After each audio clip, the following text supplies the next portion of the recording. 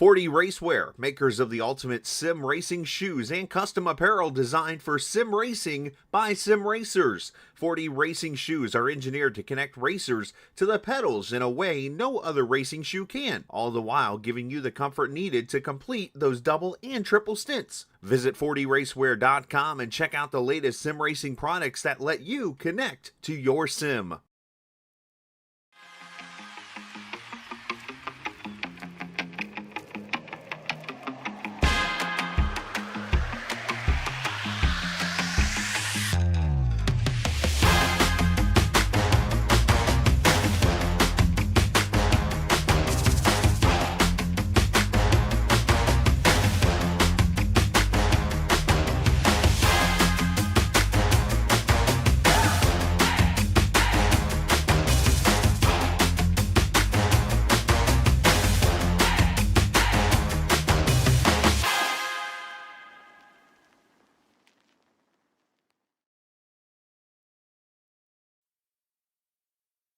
Forty Racewear, makers of the ultimate sim racing shoes and custom apparel designed for sim racing by sim racers. 40 racing shoes are engineered to connect racers to the pedals in a way no other racing shoe can, all the while giving you the comfort needed to complete those double and triple stints. Visit 40racewear.com and check out the latest sim racing products that let you connect to your sim.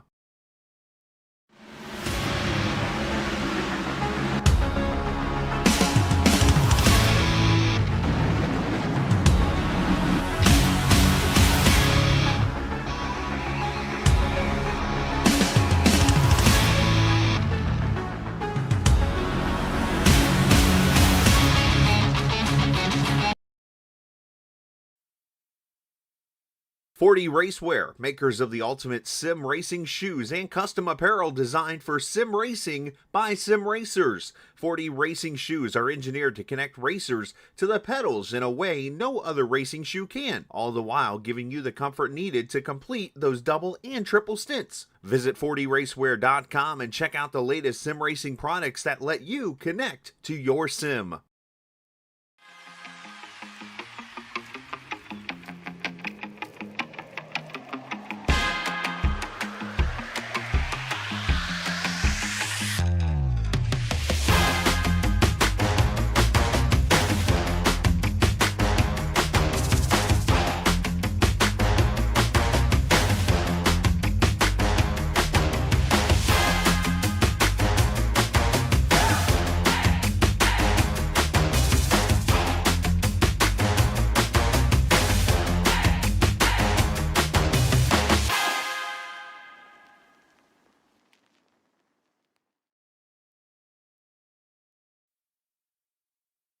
Forty Racewear, makers of the ultimate sim racing shoes and custom apparel designed for sim racing by sim racers. 40 racing shoes are engineered to connect racers to the pedals in a way no other racing shoe can, all the while giving you the comfort needed to complete those double and triple stints. Visit 40racewear.com and check out the latest sim racing products that let you connect to your sim.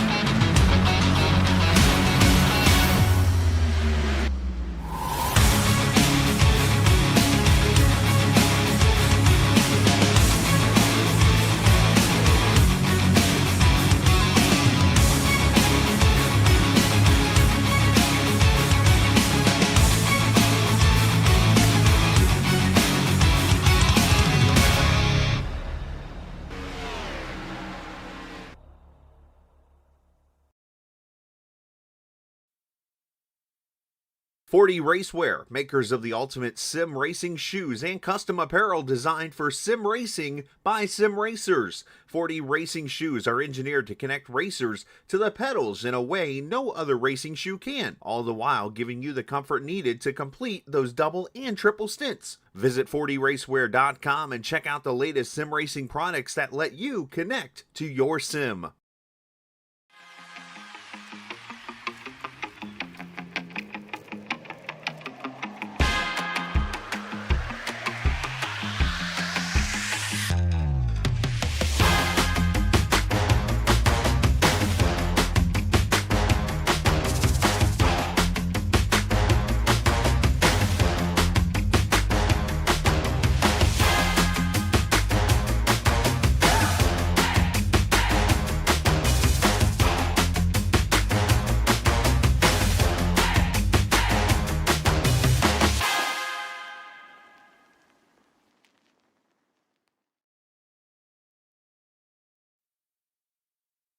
Forty Racewear, makers of the ultimate sim racing shoes and custom apparel designed for sim racing by sim racers. 40 racing shoes are engineered to connect racers to the pedals in a way no other racing shoe can, all the while giving you the comfort needed to complete those double and triple stints. Visit 40racewear.com and check out the latest sim racing products that let you connect to your sim.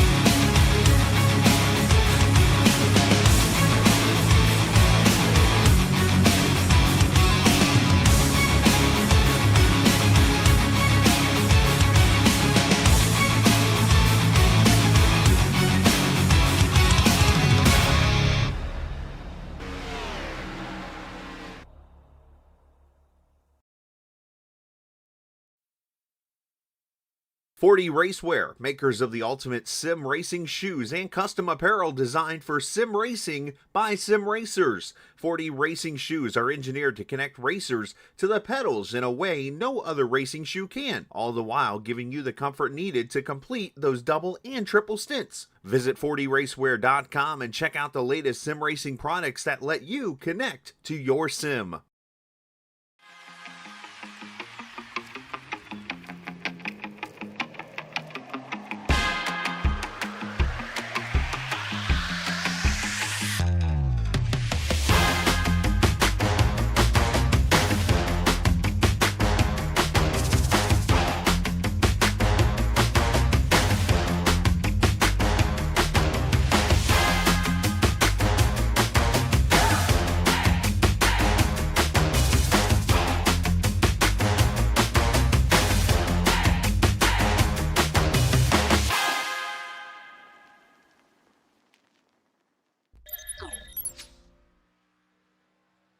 All right, good evening, everyone. Welcome to Green White Checker TV, where tonight we have the season finale championship race here tonight at Talladega Superspeedway, and it looks like it'll likely be a two-horse race between Gabe Butler and Maxwell Caldwell. They started last week's race 1 point apart. They finished last week's race 1 point apart. So we'll see. Again, it's going to be pretty much, I say, if one of them could win, that's going to be the deal. That'll be the breaker right there. That would be who our champion is. If neither of them are able to win the race, then we start looking at those bonus points, who's how close to the other, who led the most laps, and just all of those things will come into play tonight. So that's what always makes this four-race playoff layout pretty kind of just, you got to do everything right if you can. So it's going to be fun to see how that plays out this evening. And saying with that, we can pull up the points that we were just talking about. And you see right there, Gabe with 11:15, Maxwell 11:14, and then Dean Wilkinson 20 points out there with 10:95. So Again, we'll have to wait and see if Dean can make a charge. Unfortunately, I don't think with the car count it's going to be possible to do. But again, you never know how these things shake out. I'm trying to think max points difference.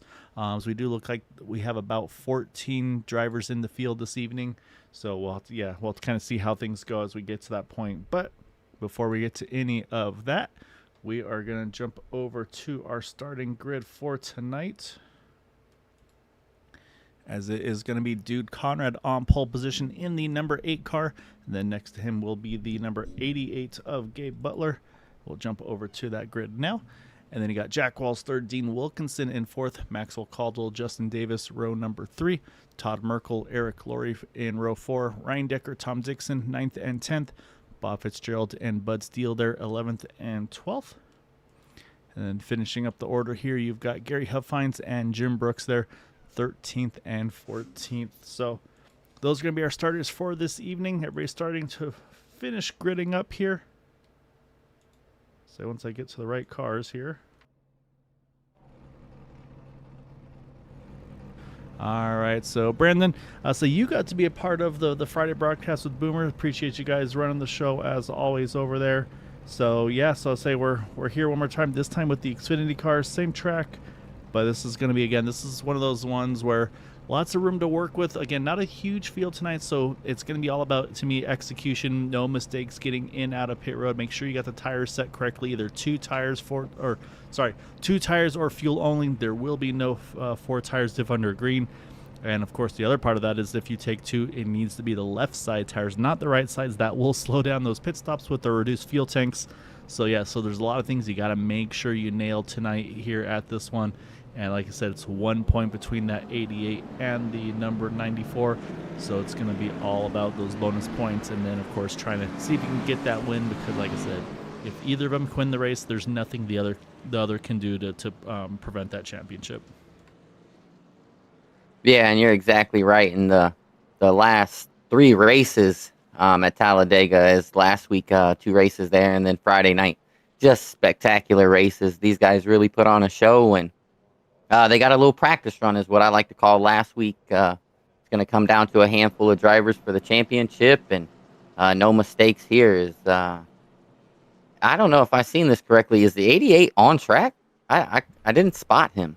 Yes, I just actually was peeking over that. So we got some strategy right off the kick here. So it's actually going to move Jack Walls, Dean Wilkinson to the front row, because you got the number 8 and the 071 to start on pit road. I would expect to see the 88 pop up here shortly as well in pit road. I'll say unless maybe the 88 had an issue at the grid, and then they're deciding, you know what, let's go ahead and jump to the pits and try to help our teammate to avoid him rolling solo. So could be strategy, could be a hiccup going on for the 88 car. But either way, though, that's going to be something to keep an eye on here tonight, Brandon. Again, I'm waiting to see. Right now, I do see the 8 and the 071 on pit road. I do not see the 8 sitting on pit road as of yet. So again, one of those timeline or storylines right off the kick here. And so that's going to move Maxwell up a row now behind Jack Walls. He's got his teammate Todd Merkel behind him, and he was working on a sales pitch during the practice sessions. Going to see if he could try to find some friends to kind of help him get a couple extra numbers for try to get that championship. Talked to him pre-race, and he said this is one of those ones where he really wants to try to get a super speedway championship. It's he knows they're so hard to get, again, with the competition you've got around him. So we'll have to wait and see. Like I said, I'm still watching for that 88 car. Haven't seen him on the pit lane yet. As the field's about to hit that start zone here, it'll be Jack Walls, Dean Wilkinson now leading the field to green as we are underway here tonight at Talladega and looking to see, and I'm still not seeing an 88 car here, Brandon, so I think there may be something going on, unfortunately for Gabe, right off the get-go. Yeah, and that's a tough break, but the race is not over. He can pop in there any second. I'm sure those guys would put him the first car out there, and then he would start to get those laps back, and Maxwell can't get comfortable. This is still Talladega. Your car can get turned sideways at any point. We got a bunch of hungry drivers still in the pack. 411, Tom Dixon, he's right up there. He's still looking for a win. He's been running really good, had a good run on Friday. So you still got a lot of hungry drivers, and you still got to go 75 laps around this big track. Exactly right. And then again, if I'll say, hopefully, like you said, hopefully things kind of get squared back away and we can get that 88 on track. And and like I said, give Max a run for his money here. But at the same time, though, if things don't pan out well and it winds up where Gabe, let's say, winds up 5-6 laps down where he's not going to be able to get those back, then I think it opens up a lot of opportunities where, like you said, you talked about Tom Dixon. He's been doing so well lately. And again, looking at the selflessness, Todd Merkel, he's been pretty much just trying to help Maxwell as much as he could over the season, especially in these playoffs. So maybe the roles reverse, and maybe Maxwell says, you know what, Todd, you've been a huge help to me. I'm going to try to see if I can get you a win here tonight. And then, like I said, you got the guys that kind of are just able to kind of pop in here and there. So you've got, for instance, Ryan Decker. Love seeing him back out on track tonight in that number 48. But yeah, like I said, there's definitely storylines that could happen where maybe, like I said, get a quote-unquote surprise winner. You see Max, they're able to get the jump to the top side. Again, he's just doesn't want to leave anything to chance here. Just get the bonus points if he can. He's going to try to lead this lap, get that first bonus point in his pocket. Easily done there tonight. So move that 94 up with that bonus point there as well. So again, as things run, this would actually be technically they're tied on points. But like I said, you can see on the timing scoring on the left side, those bottom three cars, 888 and 071 sitting on pit road. I think I just saw the 88 starting to roll now. There's the 8 with him, and then the 071 just starting to roll now as well. But again, they'll wait for it to open up. But I think he's going to be 2, if not 3 laps down once this cycles through. So he's going to need some help, unfortunately. But again, though, like I said, we've seen crazier things happen. But again, also with the smaller field, it does make the likelihood a little less. But these cars we talked about, Brandon, they do not draft the best. Sometimes they really get upset when you get that bump and it turns them a little sideways. Yeah, and the drivers are aware of it. They've seen the 88 not in the pack. He's normally up front and up there. So these other guys know, and the 94 knows as well.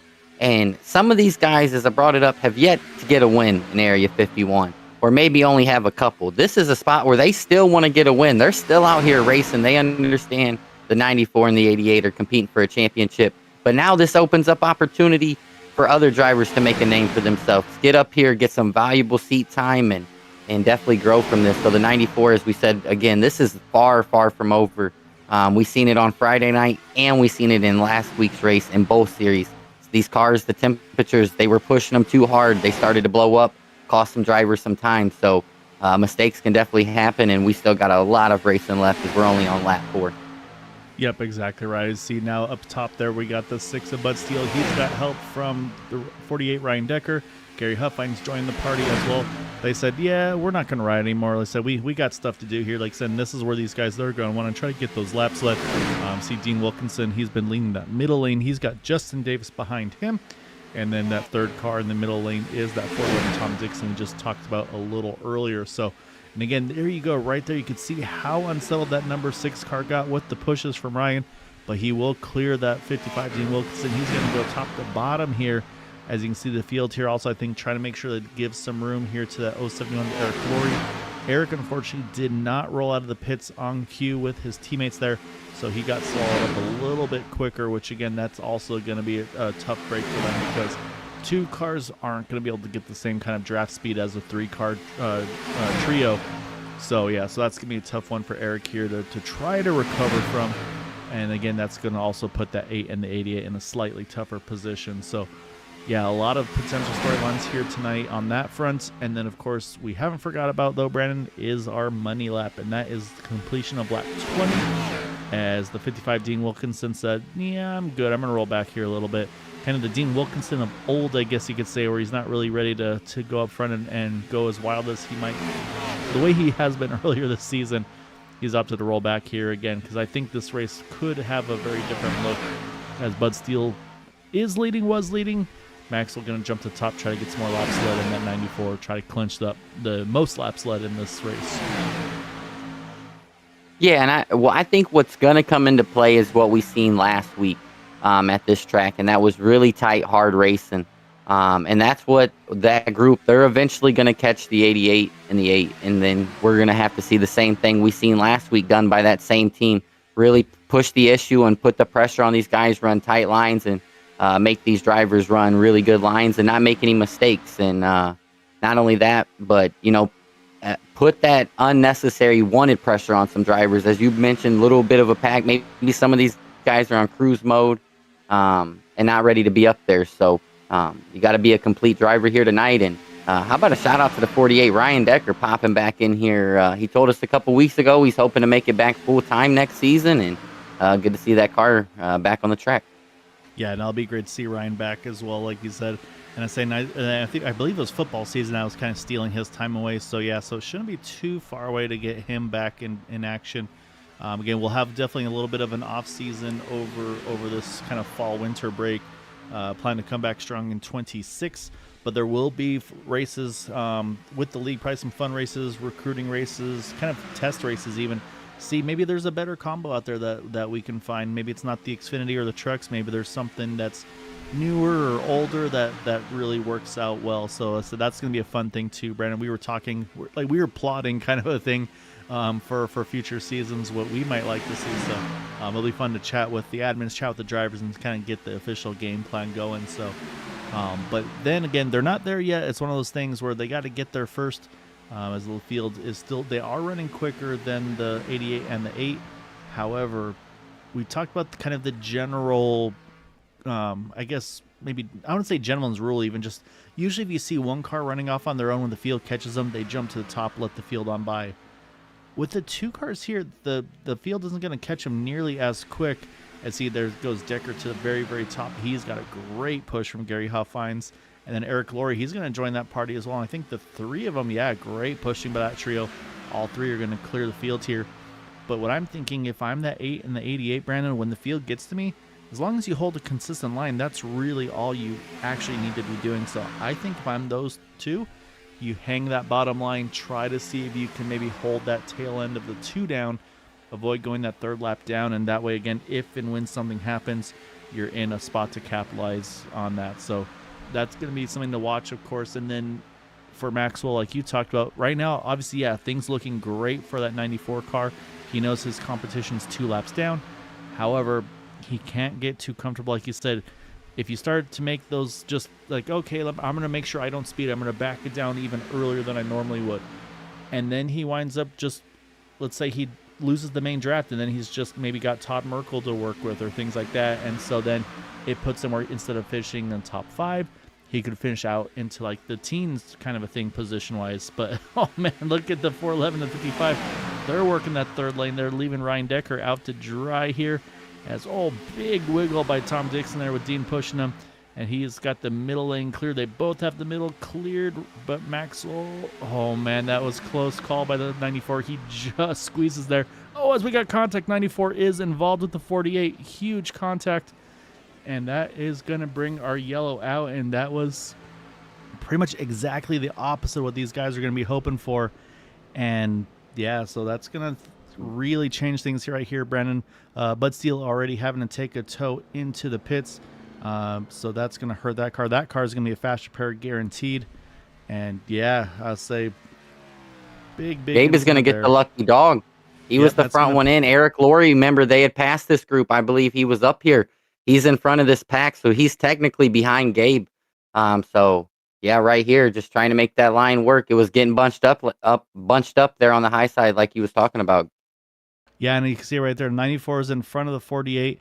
And again, the 48 gave him a little bump, got him unsettled, and then you can see, I think the 00 may have given the 48 then another bump, which got them right to Maxwell's quarter. And then, just unfortunately, they kind of met in the middle here. And so you can see, that's where the 6 took a huge hit to the outside wall. And then, it was Bob Fitzgerald that got into him as well. So, so there's going to be a number of cars needing repairs, fast repairs most likely. Let's jump down to Gary Huffines. I'm watching Jim Brooks here. I think we might have to go back one more time and watch this from the 51's point of view, because I think he gets through all of this somehow.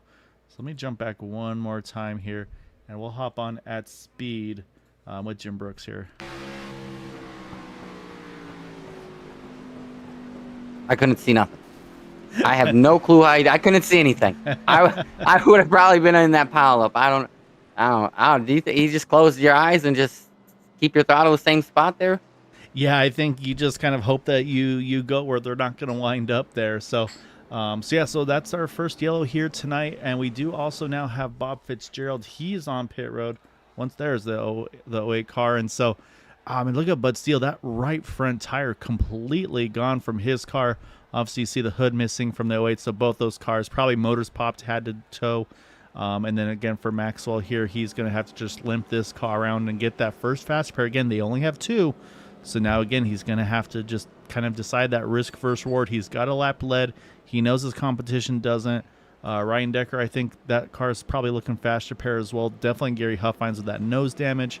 So yeah, so like you said, this is really, again, it's not over, and it's opened up a door here for that 88 because as they all hit pit road, we're going to see Gabe swing on around the pace car, go from 2 down to 1 down, and also is going to get in a few spots as well with those toes. He's going to end up ahead of Bob Fitzgerald, ahead of Bud Steele, so already moves him into the top 10 in the standings. And yeah, so there goes Gabe here, 2 down now, up to 1 down. And again, he's going to have that guaranteed kind of teamwork from the 88, or sorry, from the 8 and then the 071 here. So yeah, I'll say this is a huge, huge break for the 88. And I, like I said, I talked about that risk versus reward, and just unfortunately Maxwell had to put him in the middle of a 3 wide, looks like almost maybe even a 4 wide situation. And unfortunately that risk was not a good place to be. But again, though, I don't know, Brandon, I feel like you kind of do have to race the way you got to this position. But it's such a tough balance on that one. Like, part of me says, yeah, he should be doing what he's doing. Part of me says, man, get your lap lead and to just ride and just make sure you don't get caught up in anything. Yeah, and I man, he got that bonus point. So right now, minus the spots, he's tied with the 88. I would have been in the same way, like trying to get in that mix, and like you said, you want to get those most laps led. I get that too. You need every point you can, but man, that's a tough break. He's going to be -1 fast repair. The 88 gets a lap back, so that limits his chances of how aggressive he can be at the end of this, or just going forward in general. Yeah, and I'm also looking, I think there's going to be a little mix of strategy here as well, because I'm also watching the 8 of Dude Conrad. Instead of getting a lucky dog, he's going to stay out here. He's going to take the wave on the 1 to go. But the problem with that is he's going to have to bank on a caution to be able to get back up there, because otherwise he's going to be pitting in probably about 10 more laps in that number 8 car. So, again, though, with them sitting on pit road. So, well, actually, you know what? My numbers may be off here, Brandon, thinking about it, because, again, they didn't really technically officially start the race until about lap number, 2 or 3. So the numbers actually might be a little different on that one. So, yeah, we'll have to wait and see on that one. As I was peeking over there, we got Justin Davis. Wait a second. Is Justin Davis rooting Justin Davis on here? That's what I'm seeing on YouTube here, Brandon. Yeah, his boy always controls his chat for him while he's racing. So shout out to him for tuning in. And I think that 8, just off their decision from the beginning, I think if dude has to come in and make an unnecessary pit stop, he'll just come down and then just wait to join this group again. I think their mindset, him and the 071, is to do everything they can for that team. And Gabe preaches it every interview that he's nothing without them, and they're just making him more wise as they're showing how much you need teammates at a situation like this. Yeah, exactly, Ryan. We got bottom row of great Halloween schemes from that 10 of Justin Davis. I say he's got a great one. I say he's got Frankenstein's monster. I'll say technically on the hood of that car. There's always debate of Frankenstein versus his monster, so I don't want to cause any trouble there. It looks like I actually got a handful of characters on the hood. But then you a little bit back there, you got Tom Dixon. I say he's got a great one there as well, in that number 411. So again, I say that's not too far away. It's on Friday night, so hope you all have a very happy and safe Halloween. And yeah, don't go wild on the candy. Yeah, I needed no sugar after Friday night's race. We crowned a champion over there on Friday night. Congrats to Vicente Guerrero. That race was the same way. 4 guys within 5 points of each other. Vicente edges out Adam Kilday by mere, I think, maybe 1 point. It was a nail biter over there, and I think we're going to see the same thing here tonight as we get ready to fire these cars back off again. Yep, and so what we have right now here, Brandon, is the top 5 cars pitted. 6th on back went ahead and topped off. You see the 08 of Bob Fitzgerald here. Looks like he's actually going to cycle all the way up into that 6th spot, which actually opens up again some opportunities for him, because right now with him being able to take that top line with Gabe getting the wave around, that actually puts right now Bob as the first car one down, and Gabe's all the way back there, a handful of cars back. So we're back to green though. Justin Davis leading the field, Jack Walsh to his outside, and you can see their initial kick definitely went to the 10 car. Now it's all about who gets that right push at the right time. So now if you're the 88 car, obviously again that risk versus reward that we talked about with Maxwell, but first before you get to that point, you got to make sure you get around that number 08 just in case a caution comes out. So, and then of course we talked about the strategy here where the 8 cars on different fuel mileage. Maybe they pit based on the 8, that way we have all 3 of them. So there's going to be a couple things to keep an eye out here for, as Maxwell's given a huge shove to Jack, and he is going to clear. Maxwell cannot quite clear there, and you can see there he thought about it, hesitated, said nope, not going to take that risk. He stays on that top side, as he's going to have the 08 and the 55 behind him, and then Ryan Decker up there as well now. Yeah, and we've talked about the 94 and the 88 for a lot tonight, with them being the guys battling for the championship. But let's give a shout out to some of these guys up here running. Jack Walsh was in really good position in the points playoff. Was going to miss a couple races, gave up his spot. The races he has ran in, he's ran really, really good. Justin Davis up here, back running up here. He wants to get that win. Tom Dixon behind him, still looking for that first win. There's a lot of hungry drivers up here, just besides the 94 and the 88, and they want that win just as bad as those two do. Yeah, and so even with that incident, Maxwell is not going to hold back on the aggression. He wants to stay up front, try to see if he can control this race as best he can.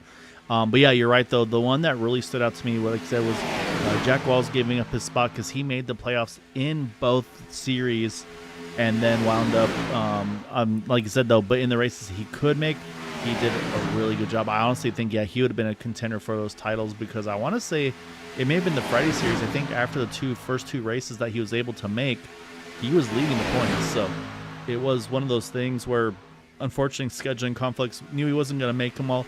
And so he was very selfless, offered the spot up to the next in line. Didn't even matter who it was. Said, yeah, just whoever's next, go ahead and hand it over to them. So, yeah, kudos to Jack. And hopefully, like I said, the next kind of time this goes around, he'll be able to benefit from that. So, but right now you can see, though, not a lot of change, not a lot of urgency from that 88 team.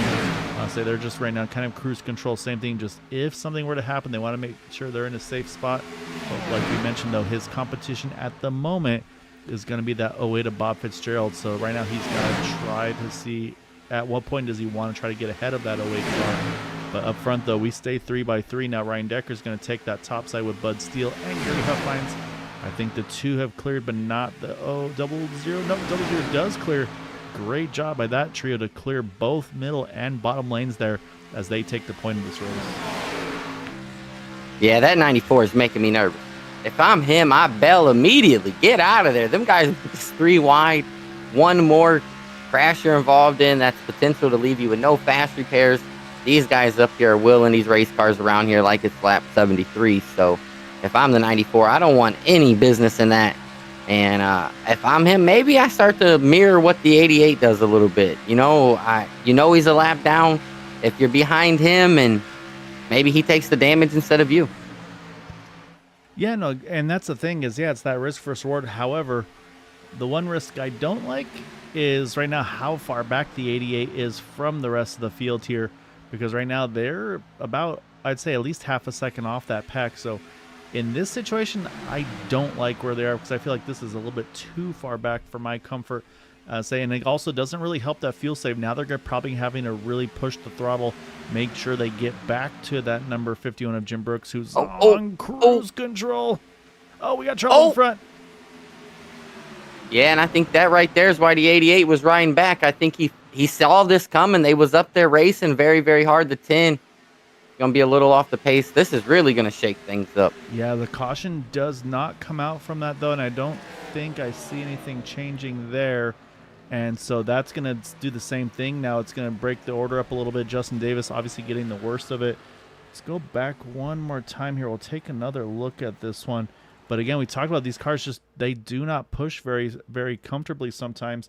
And so you're going to see the little bump from the 94 to the 411. Tom Dixon's got to try to catch it here. And then it's just that accordion we talked about where everybody starts stacking up. And then you're going to see the 2 has to try to move up there. The 08 gets into him. Dean Wilkinson gets into the 08, which then sends, unfortunately, the 08 down into the 10. And actually, we have a caution. Looks like Tom Dixon involved in this one. So this is going to be a potentially huge yellow here.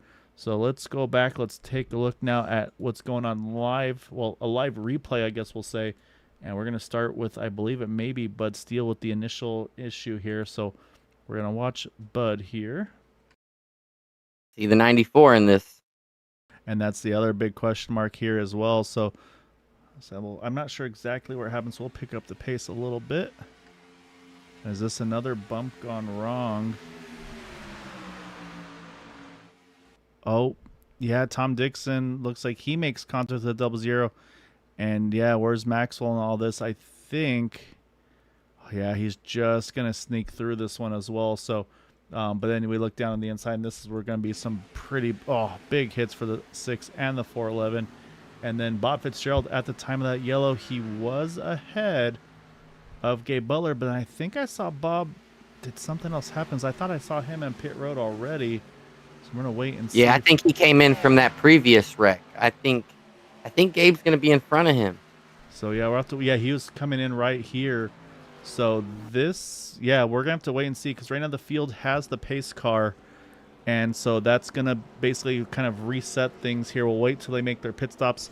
And in all that chaos, actually, Brandon, that was the completion of lap 20. So I believe that is going to go to the 48 here of Ryan Decker. So we'll have to triple check that as well. But I believe that's who's going to have that lead lap at the point. So again, there was completion of lap 20. So I'm going to say that is going to go to Ryan Decker for that money lap. And then you got Gary Huffines there right behind him. Maxwell Caldwell did get through that incident clean, so that's a big break for him. Talked about those fast repairs. But I'm watching somebody lurking on the outside line here. And I think our question is answered. It's going to be Gabe getting that lap back. We always joke again with Guinness and everything like that. He's always got the St. Patrick's Day, the Irish schemes. That may have been a luck of the Irish moment for Gabe there with, again, starting 2 laps down, getting the first one back, and then this one just the right timing of the Bob Fitzgerald situation to get back on that lead lap here. So this is a huge development. Like we said, I mean, you can't just sit and feel comfortable if you're any of these other guys, and that's exactly what we're seeing here. Put the 88 now back on the lead lap. Huge championship opportunity now for Gabe to be back in this race. Yeah, not only that, but we got 50 or so laps to go still, and nobody is locked in. Maxwell has not led that many laps of this race so far, so that still leaves those bonus points on the table. Now he's on the lead lap, and remember, Maxwell was already involved in one wreck. He's down 1 fast repair. Now, if you thought you were being aggressive beforehand, now you're racing him. So, now the race is on for those guys. Yeah. And the other guy to not forget about, the great strategy. I was nervous about it. Dude, Conrad, he stayed out. He got from 2 down to 1 down.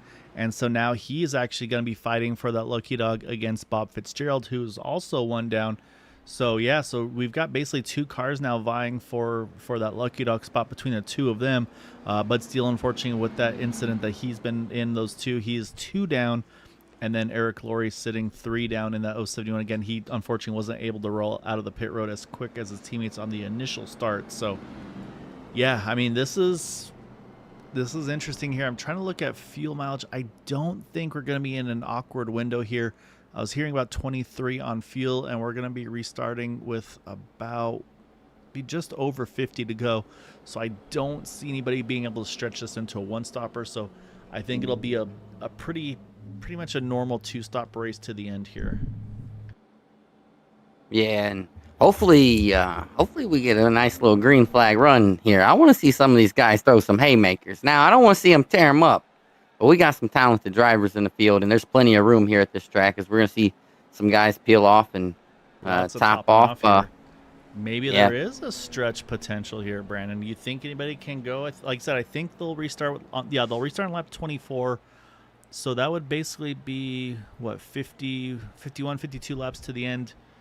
So they'd have to go 26. I don't see it being possible. But it also does open up a lot of opportunities of when do you want to make those pit stops happen. So it's going to be intriguing to see how these guys want to work it out here.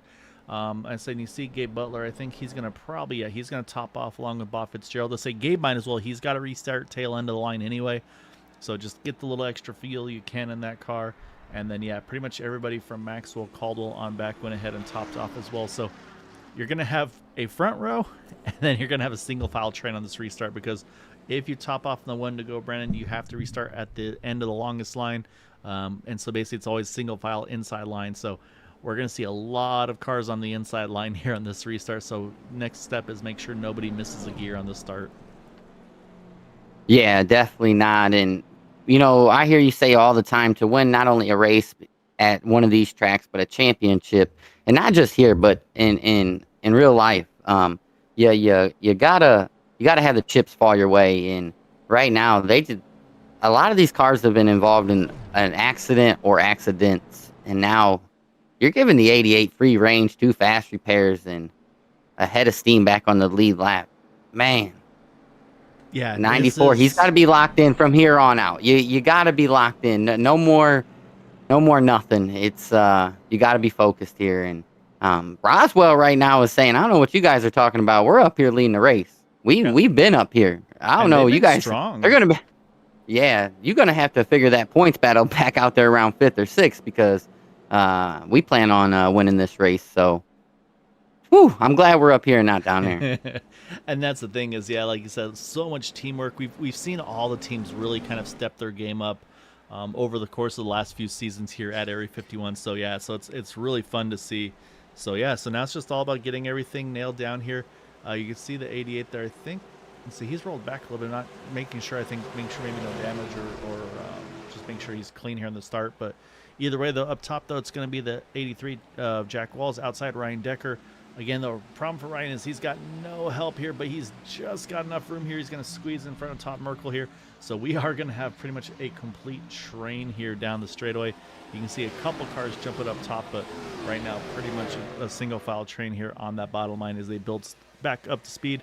As in a couple laps here, we'll just cross the 1/3 distance mark after lap number 25. Yeah, that single file is just letting everybody catch their breath for a second, just long enough to let that 51 make a decision when he gets there. Do we go to the high side, or do we just sit here and follow? And it looked like already he was ready to jump up there. As we look at the 94, he's not waiting. It looks like he's ready to start the second line up here and get those laps led. And I have some concern, though, too, is look at the gap between 5th. Oh, as we got Bud Steele, he's going to hit pit road. Not sure what happened there. Maybe a penalty. I say that as one of those things where sometimes you have to restart a certain spot. But the concern I had, which it looks like we might be okay with now, though, was Jim Brooks is over a second off the back of that group in front of him. So he's got to make sure, and you can see, I think Tom Dixon saw that too. He's like, hey, we got to go. And so they're moving forward. But yeah, up top, though, we'll jump here again, though, as you got the 2 Roswell guys on the inside. And then you got the 94 and the 55 working together here. And so right now, it's good because they're able to get to the front, but it's not the car that they want to be leading at the front here. That's the 2 of Todd Merkel. Like I said, Maxwell wants to try to keep clicking off those lap sled.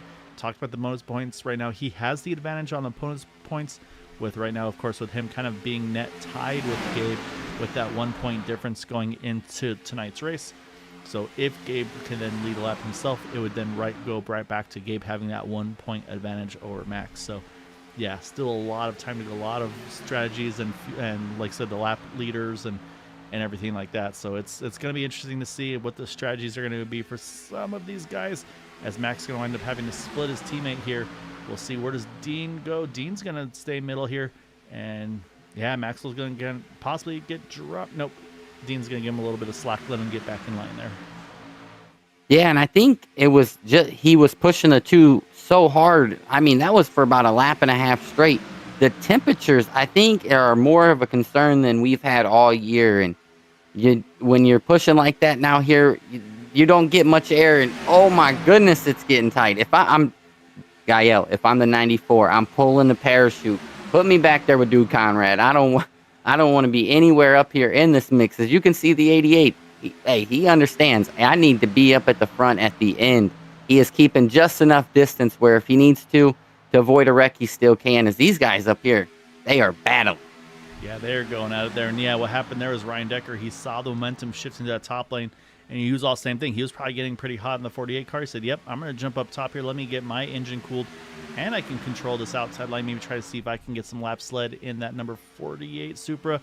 As again, say that bump by Merkel got that 48 a little wobbly. As now, as I was going to say, is actually we had Roswell all lined up on the inside lane there with the 83, the 51, the 00, and the 48. Again, unfortunately, the one missing in that group was Bud Steele in the 6 car. With that penalty he must have had with either maybe some sort of either a pit road issue or passing under yellow. There's always those kind of those oddities, but yeah. So right now, like you talked about too, the max points led or most laps led points, it's up in the air right now because it's been, like you said, it's been kind of a handful of different drivers right now. So really, we don't know at this point who might be the one to capitalize on that one. Again, we're still very early, but basically since this last restart, it's been pretty much the 83 and the 48. As here you go, the 8 car, he's going to try to see if he can get that push from his teammate. Gabe said, I'm not riding anymore. Let me see if I can push Dude to the front here. That puts Dude as the tail end of the lead lap at the moment. Can he clear? He is clear, but right now he's opting to stay, try to keep his teammate with him. Gabe wants to get that bonus point here, so we'll see what they can do. Gabe clears the middle lane. Now he's next to Jack Walls. Right now, Jack still has that position just barely. But we'll see at the line here, I think. Oh, big wobble for the 88. Was that enough to lose the momentum? Nope, Gabe's going to lead that lap, so give the 88 a bonus point. Dude Conrad tail end of the lead lap, as now we're 3x3 with the lead with our 2 championship contenders on that middle and outside lane. So right now, bonus points equal between that 88 and the 94 here, Brandon. Yeah, and I was talking to Boom on Friday. Gabe got himself in a situation, end up going a lap down and could never make it back up on Friday's race. And I told him, if he comes back from that, I'm going to start drinking Guinness full time. I probably would have said the same thing when we started this race and we seen the 88 go 2 laps down. I don't know what it is. I don't have this luck. And I think it's got to be, I don't drink Guinness. So I'm going to turn to Guinness this week, see if my racing luck turns around. Yeah, so we'll see what magic tricks Gabe's got up his sleeves on that one. But now it's going to be the pushing battle again, like I said. So it's going to be the 40 and the 88 up top, the 94 and the 8 on the bottom. And so right now, both of them, of course, this is one of those deals where if you can lead a lap, you're taking a lap away from your competition and you're adding a lap for your own self. So these laps now are going to be pretty crucial. Who can stay locked on the most there? And you can see all these drivers are trying to make a push. You can see Dude Conrad getting all sorts of wobble there. Oh, big clear by the 88, just got in front of the 94. He's able to hop in front of them. They're entering turn 3. There's a couple lappers staying up on that top side, then 6 and the 08. And so that is going to let the field slide on by them and wait for Maxwell. He's going to wait for that momentum. I think we'll see. There it is coming out of 4. He's going to jump back top in front of Ryan Decker. That's going to give Gabe his teammate back with Dude Conrad here through the tri-oval. And, oh, man, look at the 48. There's so much wiggle there. As that time, Maxwell is going to lead that lap. Like we said, it's going to go back and forth throughout the course of this race. But right now, the 88 feeling pretty good having that teammate of the 8 right behind him here. Yep, looks like they're dancing. That's they're moving around out there, and man, the 94. These guys, you're leading that lane, so you know the guy behind you is pushing with everything he has, and you got to do it lap after lap after lap, and not make any mistakes, and keep that car just as straight as possible, so the 48 don't push you in the wrong spot. And man, that's a lot to do here. Is not only that, now the 88's going to slide up, but that's what you're going to have to go through for 75 laps if you want to be a champion here. It's going to go for a ride. Yeah, a little bit of contact in with the 3 and the 8. At the moment, we will stay green because it was off the racing surface and there was nobody else near him on track to do that. And again, I think that was just what we saw. Gabe jumped to that middle lane there. And I think just he kind of got put in an awkward spot. I think Dude maybe had to roll out just a teeny bit to try to let Gabe get back in line. And then talk about maybe that bit of an accordion that got into the back of the 83 into the back of the 8. And that's what we saw right there. So again, these guys are doing everything they can right now, Brandon, to try to get those laps led, try to control those lanes if they can, and take those bonus points away from their competition. So this is going to keep ramping up the way it's been, I think, in this race. And like I said, it doesn't matter if either of these guys win the race. That's it. That's the title. But if we start to get into the second and third on back, then it's going to be all about those bonus points. And again, Gabe had a 1 point advantage going in, and they both led a lap. We don't know who's going to lead the most laps here until we get to the end. So right now it's all about track position and trying to click those laps off, and we're going to keep seeing some big moves, I think, from these two drivers. Yeah, and did we really expect anything less? It's been one of my, I think, one of the most exciting seasons in Area 51 from start to now, and this race has been nothing but exciting so far, and I'm just assuming it's going to provide one exciting finish. And now, if you were these guys, you started talking a little bit earlier about fuel strategy and what they're going to have to do going forward. Now here, we've seen the 88 just lose the 8 due to that spin. How, do you maybe decide hey, I'm going to pit with Roswell or I'm going to pit here with TW? Now, the 94 tonight is running with TW, so does that change your decision a little bit on who you're going to pit with now, knowing, yeah, he still has Eric Laurie, but you need to pit with a group here to stay with the pack? Yeah, no, I think he probably, like you said, I think either way, I think they were going to have to pit with a group. But yeah, you're right, though. It does take away that potential opportunity of trying to do something off strategies. I believe on the Bootknocker side, the 88's working with the 8, the 071. We know that. Obviously, that's always that's what that team has been. And I believe they have Justin Davis as well tonight in that 10 car. So I'm saying Justin's still in this main pack again.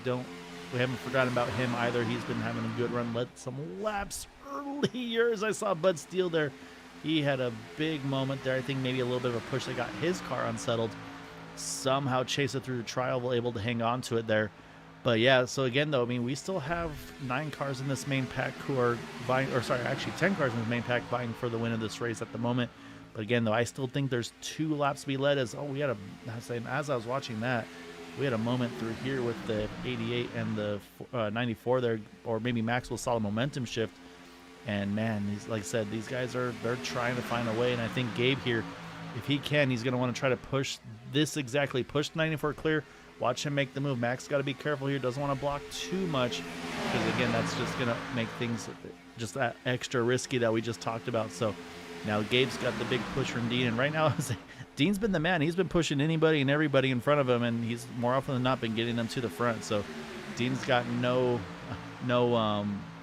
preferences here. It's like, all right, well, whatever's going to help me the best, if you jump in front of me, I'll push.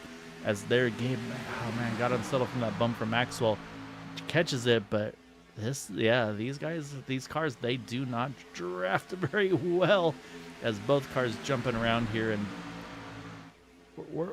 big move by the 88 there, a big shot. He's gonna try to catch it. It's getting wild again, Brandon. Yeah, and I think the 94 did the best. I think we seen a little bit of blocking there from the 88, and I think the 94 says, hey, I can only do so much here.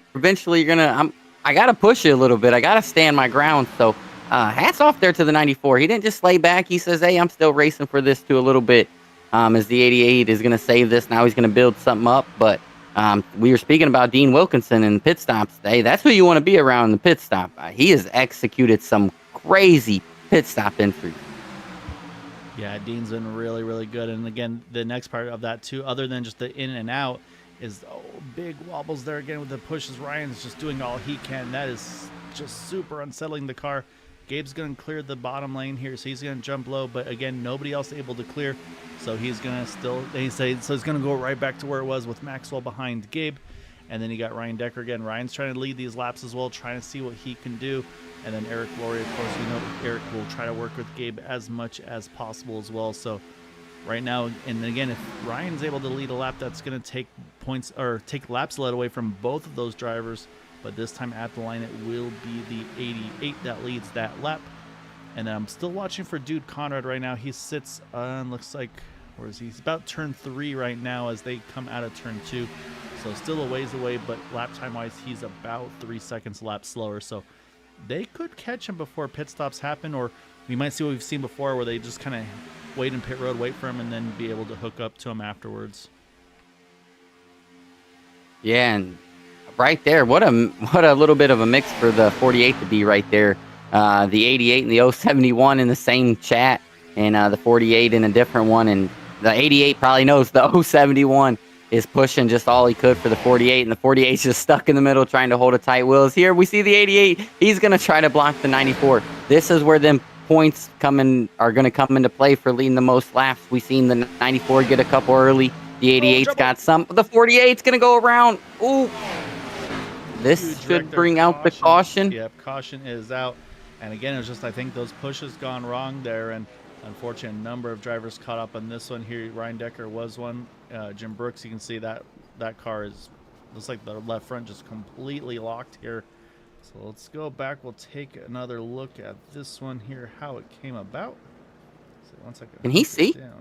I don't think he can see, right? I mean, he's got VR, so he might be leaning his head out the side window there, and I think the motor. We'll see if the motor can make it, but he's going to be trying for all he's worth here. So let's go back though. We'll take another look here, because yeah, it's just like you said though. Gabe tried to work the that outside line, but this is where the contact occurs with the 94, with the 94 and 88 while they were fighting, and it's going to be right behind them.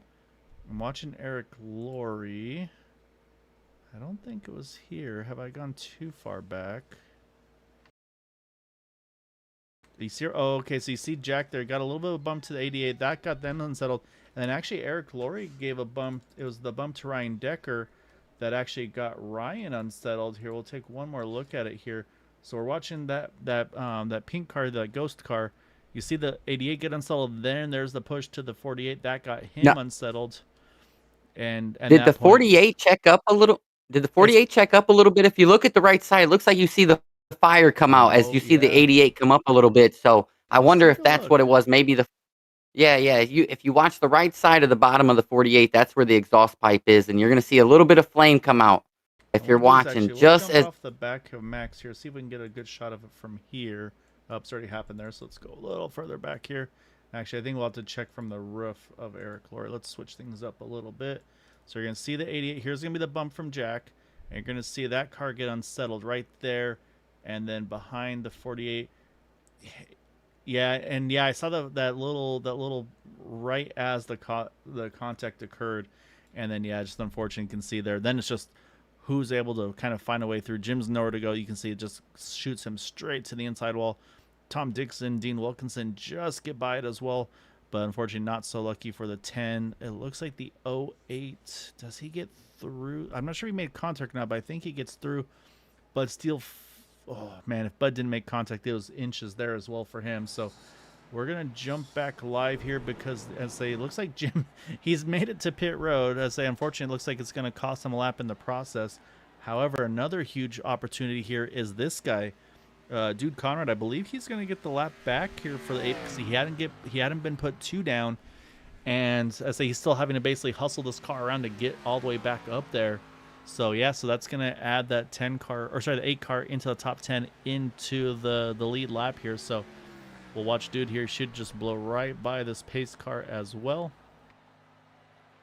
And yeah, so that's going to add another one of those guys. Yep, there he goes. And then for the pit stop battle, it looks like Maxwell just able to jump the 88 there for that one. So they're going to start side by side just because that's how these things always work here, Brandon. And now there's zero question, though. We're 35 to go. We'll restart within about 33, 32 to go. 1 stop to the end. They'll have about a 10-lap buffer or so for how soon or late they want to pit. So it's going to be fun to see. But we'll take a quick break, catch your breath, and we'll be back here on the 1 to go. 40 Racewear, makers of the ultimate sim racing shoes and custom apparel designed for sim racing by sim racers. 40 racing shoes are engineered to connect racers to the pedals in a way no other racing shoe can, all the while giving you the comfort needed to complete those double and triple stints. Visit 40racewear.com and check out the latest sim racing products that let you connect to your sim.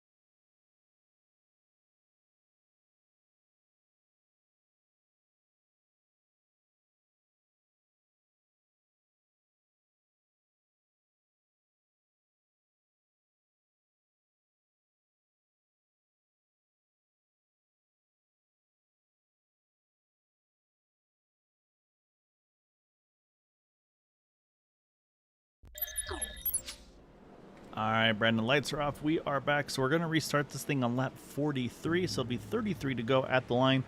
And like I said, I heard about 23 lap windows. So like I said, basically within about 10 laps, the fuel window officially opens. And then, of course, with them being able to go about 23 laps, that means they can pit anywhere from 23 to go to 10 to go. So there's going to be a really big pocket here for when these guys want to make that pit stop. And so we did have a few drivers top off. Again, won't make the biggest of differences. But again, sometimes just that couple tenths of a gallon could wind up being a huge difference. So again, the other big thing here, dude, Conrad is back on the lead lap. So that now puts us 9 cars on the lead lap.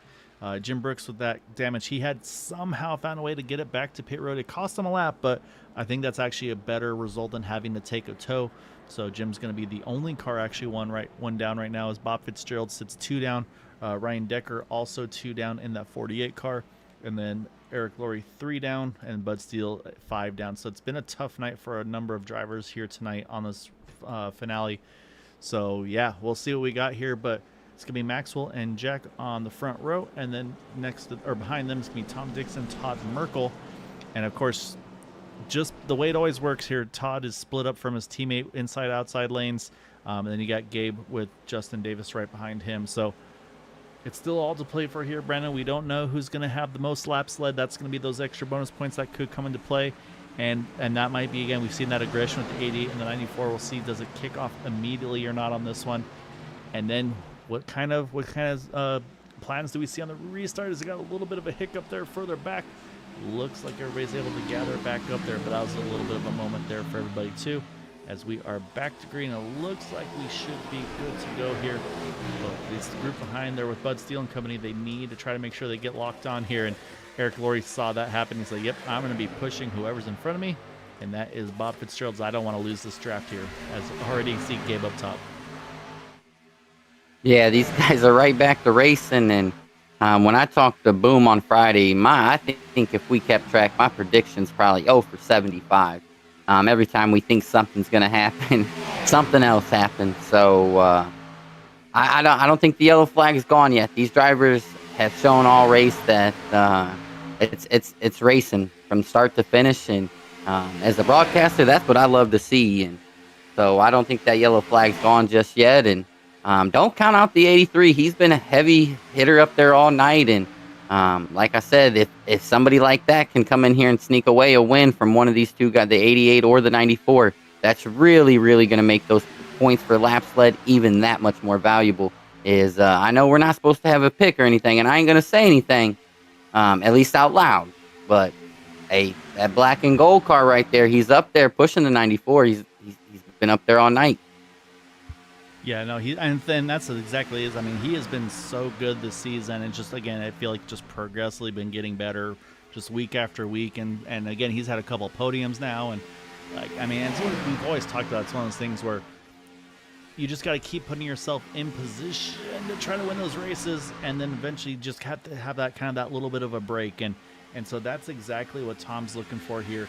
As you can see, Gabe, and we got to talk about it again. We saw last week, Maxwell actually blew that motor up, pushing these guys. So for Gabe right now, he was pushing Jack really hard. And you saw him there. He rolled out of it a fair bit there. That's going to give Maxwell a bit of an advantage here out of turn 2. And that's, again, Gabe's got to make sure he keeps those temps in check here before he regroups, relocks onto that 83 car. And again, every lap he can keep that 83 ahead of the 94 at the start-finish line, that's one less lap that driver can lead, because, again, it is 1 lap for a lap led, 2 points for the most laps led. So crucial things in this race here tonight. If they can get either one of them gets it, or if the other can get it to another driver like a Jack Walls or Dean Wilkinson. I'm trying to think of the drivers that have led already this race, which has definitely been a number of them. So yeah. So right now, again, right here at the line. Oh, that's close. I think Jack had the position at the line here, but here comes that third lane there. Ryan Decker, Dude Conrad, they are heading with a big head of steam here, coming through 3 and 4, or sorry, through 1 and 2 here. Yeah, they're rolling. And Gael, if you're the points leader, is this your same mindset with the way these guys are running up here? Do you want to be up there as that front runner? And me, man, I want to make it to the finish. You don't know what can happen. We've seen these cars be squirrely, and what I've always told since I've started racing on iRacing was never trust iRacing gauges. Yeah, when the temperatures and everything get hot, it blinks red. But a lot of times, sometimes we seen, hey, them gauges don't matter. It don't even sometimes need to be blinking red. That motor will blow. So you're stuck right there in the middle. Man, it can ruin your race if that motor blows and you're stuck right there with nowhere to go. I was about to make a comment and ask you, and then he did exactly what I was wondering about. And I was going to say, I'm watching that outside lane. It's got some good momentum. We know it's got some big pushes. And was Gabe going to maybe think about jumping that lane? He's got a couple. He's got, I think, actually a teammate, I should say. And that was the 8. As I said, that too big of a push. Gabe's going to get caught up in this one. That is going to bring, I believe, yep, caution is out. And so now we've had the 8 involved in the yellow, as well as the previous one we saw, the 94. So now both drivers probably going to be minus that one faster pair. And like I said, Gabe took the gamble. I wouldn't say gamble, but try to make a big move, try to get to that faster lane on the outside. And I think it's just, again, one of those pushes just got him a little unsettled here. So let's go back. We'll take another look at this one. And so we're going to watch. You can see Gabe up top. He's got that lane going. But I think what we're going to see here is they come out of 4. You're probably going to see that 88 cars just step out here. So I'll wait and see as they come out of turn 2. And you can see everybody's nice and square, but right there you can see the left front of Ryan Decker. That tells you right there those cars are off-centered, and Jack Wall's just wrong place, wrong time. Same thing for the 10 of Justin Davis once more. Todd Merkel also. And just you can see that outside lane just completely clogs up here. And so, yeah, so a number of cars here involved, and you see Dean Wilkinson there, Bob Fitzgerald, great avoidance there down to the inside lane. Eric Laurie quick on the brakes as well. I'll say Jim Brooks probably getting a little nervous from previous incidents. Does he get through this? He's got a dude Conrad right across his nose. I think Jim gets through this one clean as well. So he's had a couple incidents right in his face. I think he's 2 for 3 of avoiding them. So that's going to put us back under yellow. And this also, again, it's going to put Maxwell back in the lead here under the yellow. So, again, a couple extra laps led without any dramas. So maybe looking at those 2 bonus points still. So that said, Brandon, we're going to be so close on the fuel number here because we're 28 to go here before they hit pit road.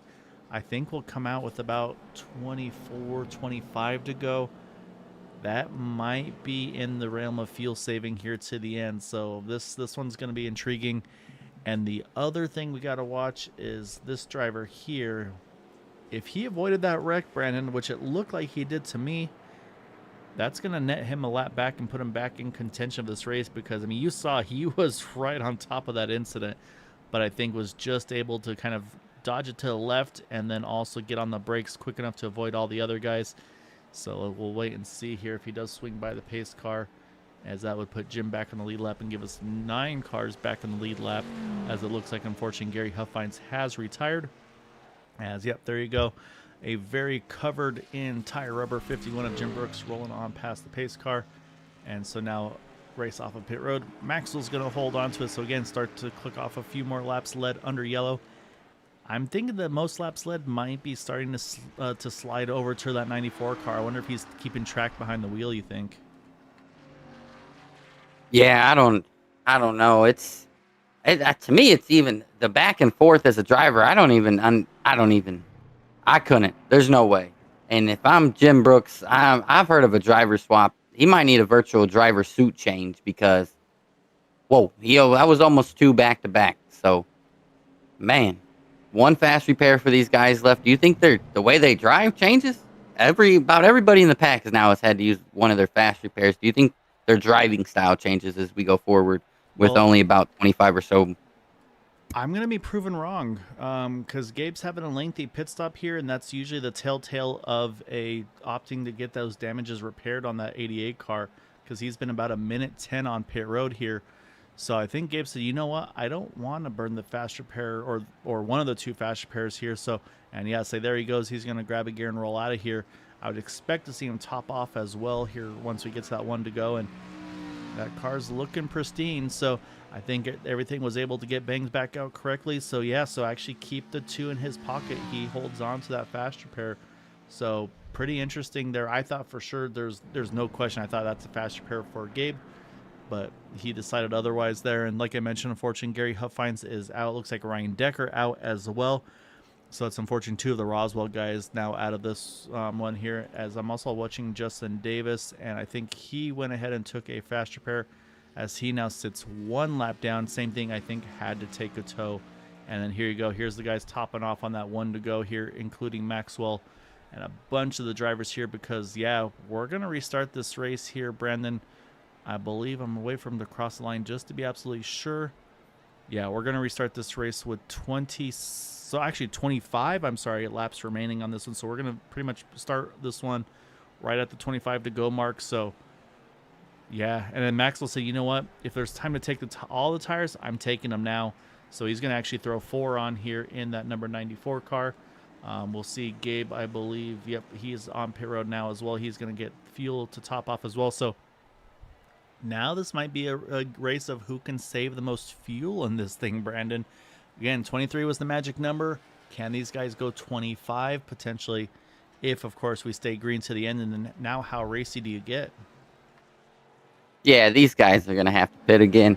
The bonus points for leading the lap just means too much. And if you're leading that line, you're not lifting off the throttle. So I think all these guys have said to their teams, at least those 2 guys, right?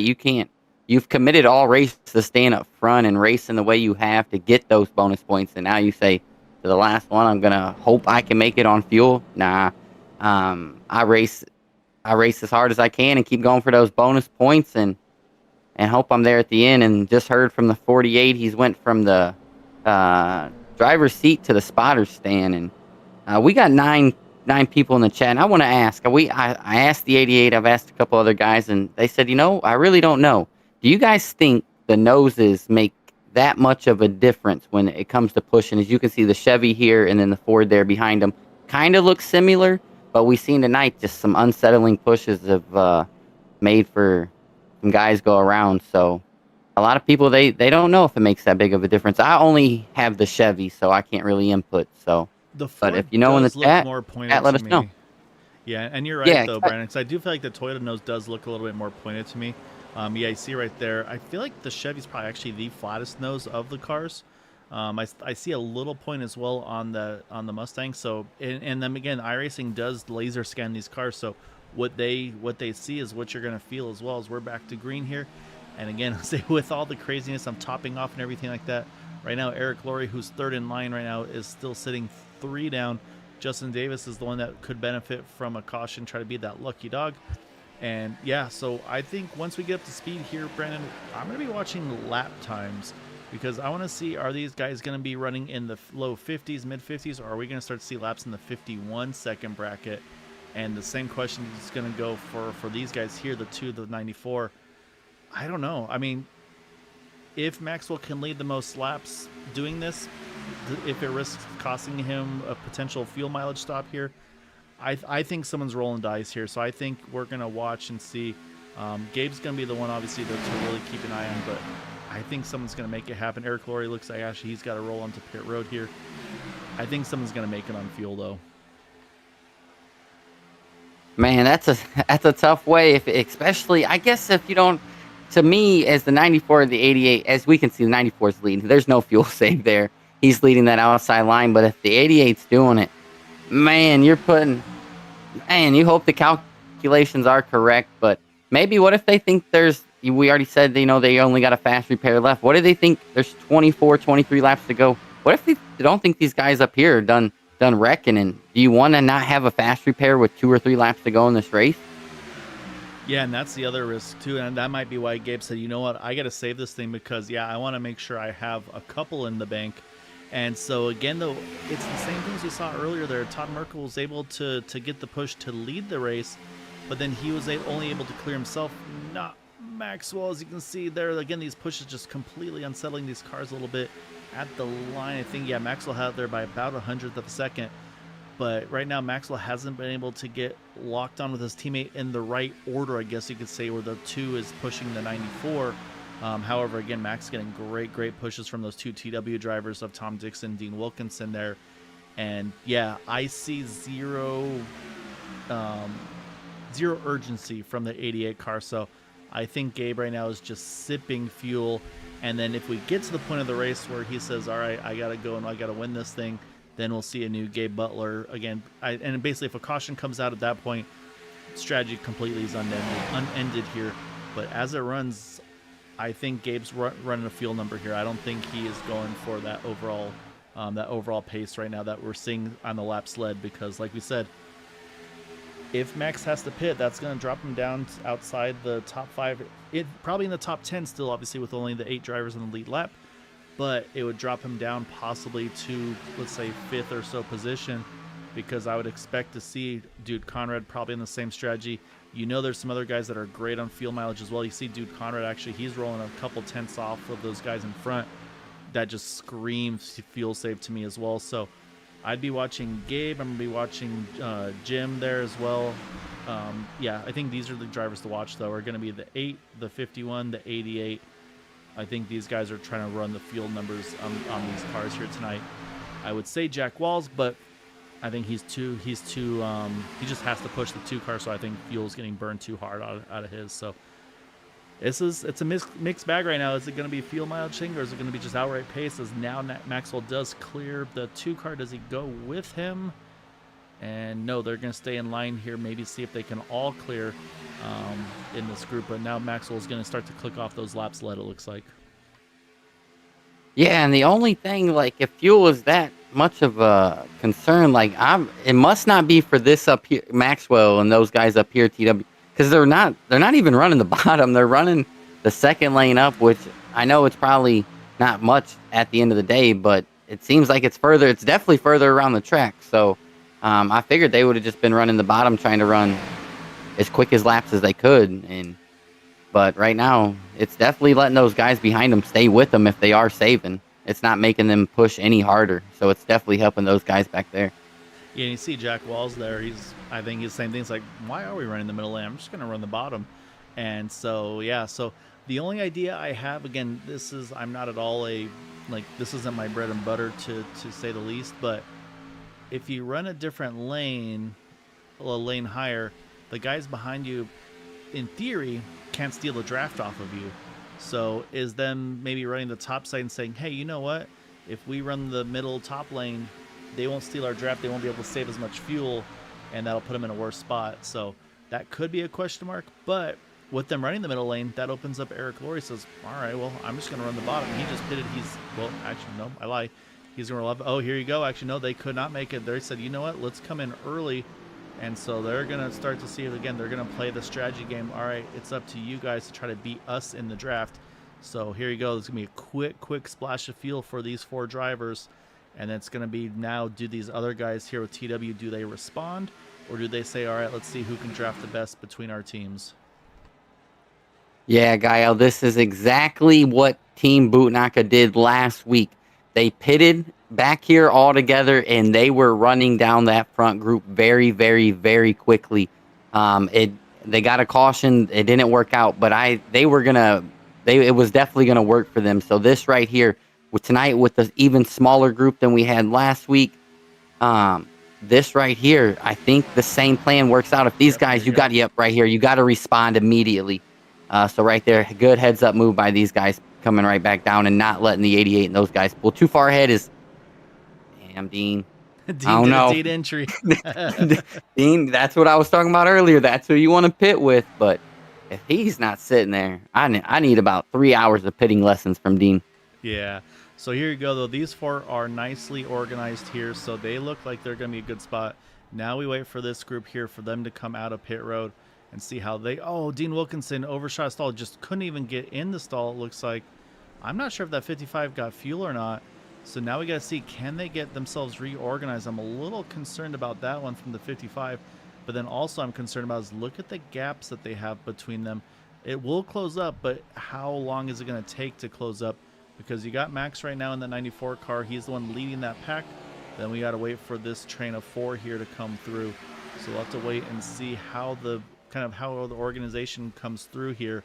Because like I said, they're still building up the steam. Gabe and company, they're going to be at full song here. And they're also going to, you can see there, they were stealing a little bit of draft here.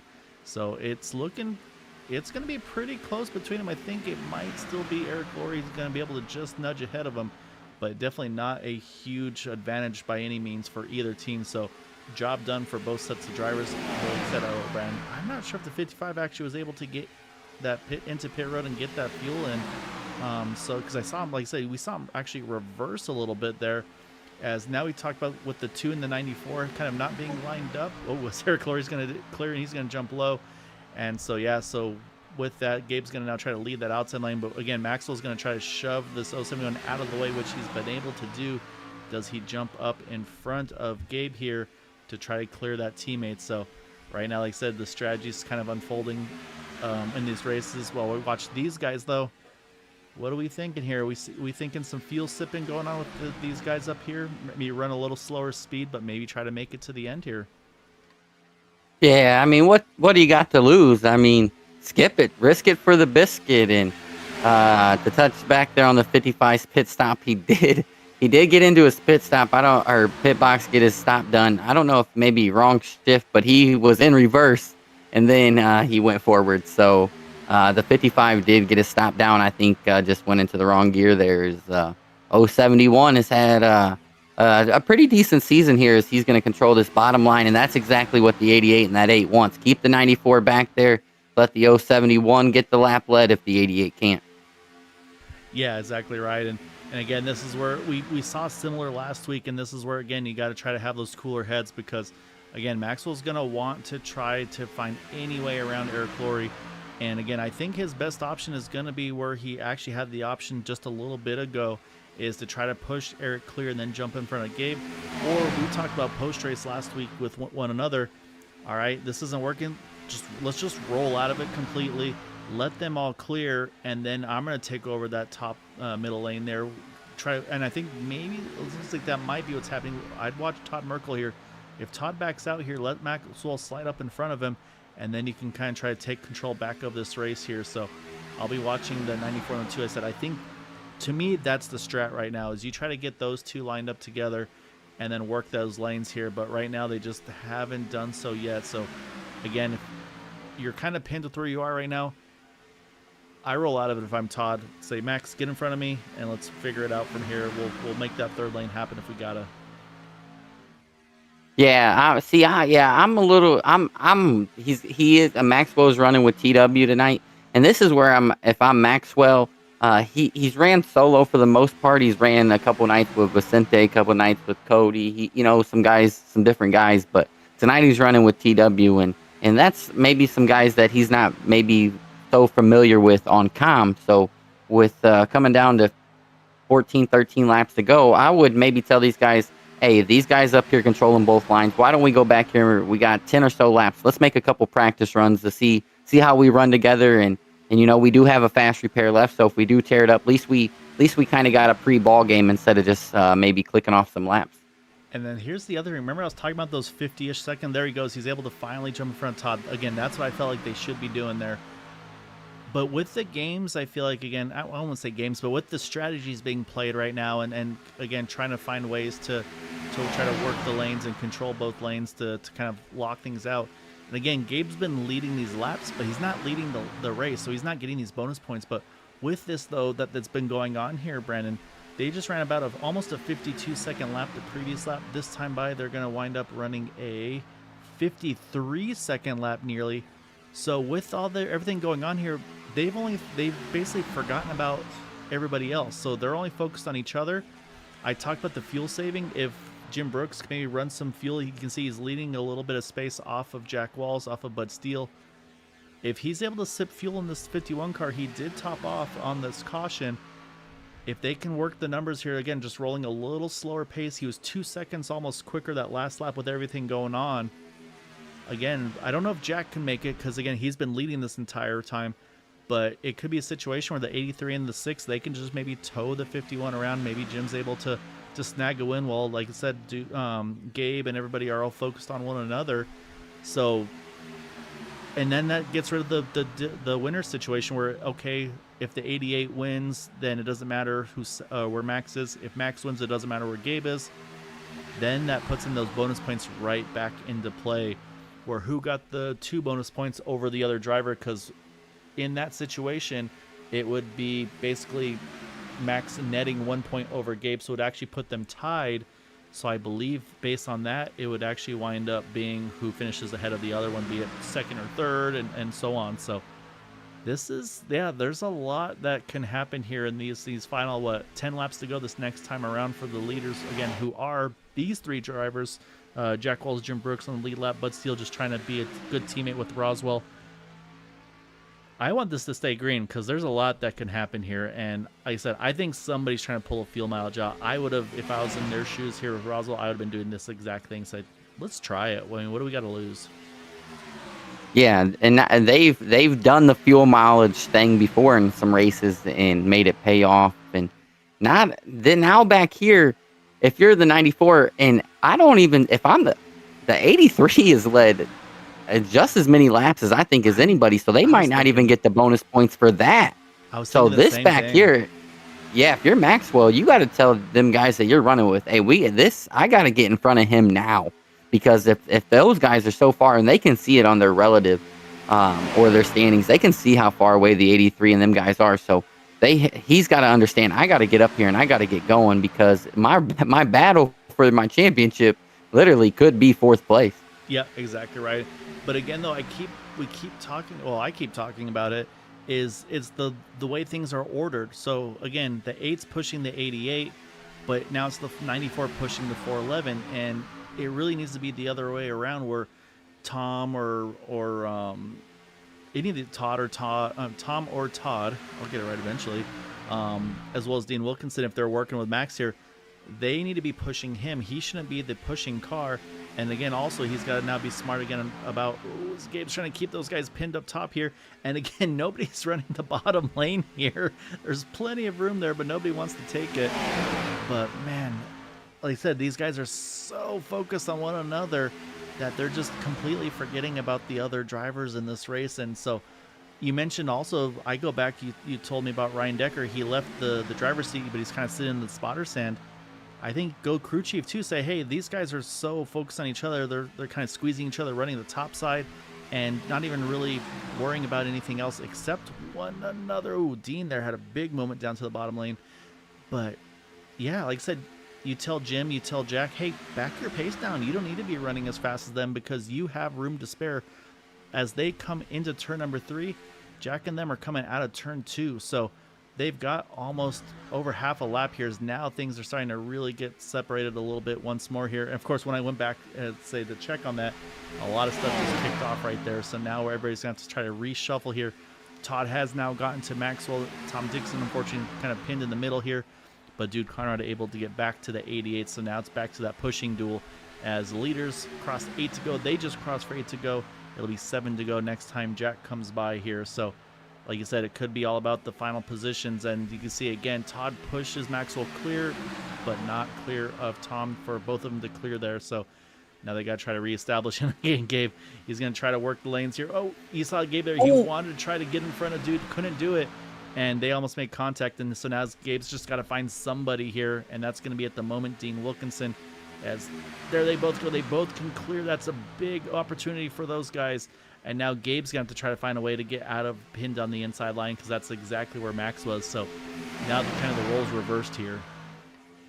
Yeah, and Tom Dixon, I hate to be in the driver's seat of that 411 right now. He's separating two drivers that are battling for a championship, and he wants a win. And, oh, man, right now, them pushes are coming strong and steady. I think that's the 88 letting him know, hey, head up to that high side. I want where you're at. So good hard racing here right now, and maybe somebody else maybe back here. Like I said, them guys back there I don't think are eager to get up here and battle with these guys. Like we said, this is for fourth. These guys up here, this is the battle for the win. So some of these guys right back here may not have a fast repairs. So they want to be in it just in case something does happen.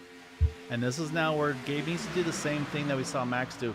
Wait for the opening, jump to the top or the middle lane, and then make the charge, find your teammates there. So he's got Dude behind him, but again, pin to the inside lane here. I think you wait. And so there you go. Gabe's looking middle. He's going to be able to just sneak in front of Bob Fitzgerald here. And so now I think his teammates are going to try to get organized a little bit. So right now Bob is in that spot behind him, so not where he wants to be. But again, though, you see right there, though, Gabe able to push Dean, who's able to push Todd Merkel ahead of Maxwell. So now all the numbers pretty much are on that outside lane here. So at some point, we're going to see the same thing. Gabe's eventually going to jump to that third lane, as leaders cross 5 to go here. These guys still sitting on 6 to go. But again, they got to be smart about this. And yet there goes Gabe. He's going to jump top. He's got the 8 behind him. They're going to build that momentum up here. And that'll put these guys back in the mix here, as we're going to see again. Now the middle lane has to find a way to get back to Maxwell's, I believe. Again, you can kind of see, I think that's the game plan we got going on here. But I think this could be the strategy right now is, again, we don't know what Jack's fuel is. We don't know what Bud's fuel is or Jim. But I think these guys could be pulling this 51 around to snag this one because, again, all these guys are just so dead focused on each other. As Gabe will clear the 2. Will he run the middle again? You see dude try to follow him through. Wasn't clear yet. And that's when we talk about that as well. You're so focused on that car behind you that you wind up just kind of being completely focused on them and not realizing you still got a guy next to you. As Maxwell gives Gabe there a shot. We're going to go 4 wide. We're going to have to contact a couple cars around here, including Gabe, Todd Merkel there. Caution and Maxwell. Is out. We'll jump back to Maxwell Cawley. Yep, Maxwell's in it as well. That car not as damaged, but caution is out. Will throw us into the green-white checkered window. And I think that's exactly the opposite of what these guys are looking for here. Yeah, I think the 51's got the bird out the window. I'm not for sure. I didn't get a good look, but I know he's telling these guys, I had a strategy in mind. We up here. I think that I was right there with you. We was counting down those laps. I think those guys were going to pull it off as we take a look back here. Yeah, so you saw Gabe got to the bottom, got the bump from Maxwell, completely unsettles him, and then he's going to try to find a way to get back in line, obviously. And then you can see everybody's kind of starting to squeeze up a little bit, and it's actually right behind them where it's Dean, I believe, and Tom Dixon. They get a little bit of contact. That gets them into Eric Laurie. And then you see there Gabe and Todd Merkel get together, and looks like, yep, Eric Laurie, he's also going to get a piece of this as well. So really, the only 2 that were completely unscathed out of this one, and then Bob Fitzgerald, they had a little bit of piece as well there. The only 2 that got through all of this, though, are these 2 here, Dude Conrad and Justin Davis, which I'll say we'll jump back here at speed now because I believe for Justin, this now will probably put him back on the lead lap as everybody's trying to hustle around to catch the pace car here. Because, again, though, these are the leaders. So you see Gabe here, he's just trying to get that car, limp that thing to pit road. You can tell, and we talked about the fast repairs. This is why Gabe needed it. So he's going to have to take that fast repair in that 88. And then at this point, with the way the caution fell, we know that these guys are going to have to pit here, the 83, the 51, and the 6. Then it's about how much fuel, Brandon, did Dude Conrad take? Did Tom Dixon take? Do these guys need to go ahead and take a splash of fuel as well? So, yeah, so it's going to get intriguing here. And then Gabe's got to make a tough decision here. I think the decision is probably made, though. I was going to say, do you need to enter a closed pit to get the fast repair now? And I feel like the answer is yes, because I don't think you can risk this motor popping. So we're going to see Gabe. Yeah, he's going to swing into pit road now, and he's going to go ahead and take that fast repair, which will give him an end of the longest line penalty. And that's always a tough pill to swallow here on a green-white checkered. So, oh, man, this race is completely opened up here. Yeah, Gael. And, hey, how about we take a step back? Yes. Let's bring somebody up here into the booth. He's already ran here tonight with these guys. Ryan Decker's decided to stop up.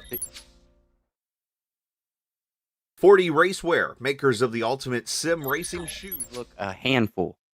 Handful and crazy, but I mean, it was fun. I mean, while it lasted, I think everybody's kind of playing some games, to kind of keep either Gabe or Maxwell up there, as you can tell. I think I've been spotting for my teammates here for the past few laps, trying to give them lap times and everything. But it was fun racing, Hopefully next season be back full time, and then hopefully up there for a championship. We see some guys running the second and third lane instead of the bottom. Is there a preferred lane here tonight? If you're out here, which lane do you want to be in? I want to be with friends. That's what I want to be with. It doesn't matter. I mean, listen, these guys, they'll push me up top, down low, middle. I mean, just whatever, you feel comfortable in, and whoever you got behind you, that's where I want to be, is with friends. Yeah, it's going to be interesting, Brandon. And so I got to quiz you on this one, Ryan, because obviously we saw the 2 different strategies. The championship guys were right on top of each other. Okay, they pit, we pit. And then you had the Roswell team there with Bud and Jim and Jack. And you guys were running long. obviously the caution threw everything out the window. Did you guys have the feel for one of you to maybe, in my mind, it's probably the 51. Did you guys have the fuel?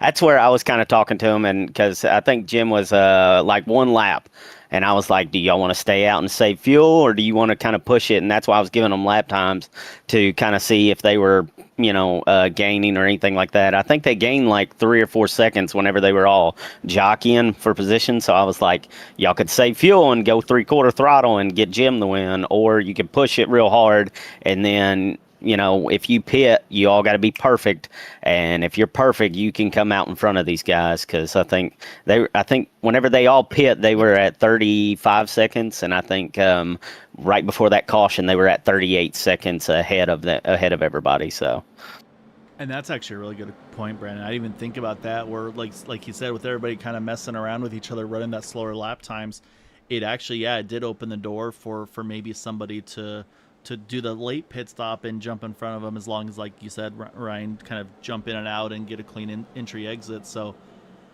it's been wild. I'll say we're going to get the one to go here this time. So this will be a green white checkered attempt number 1.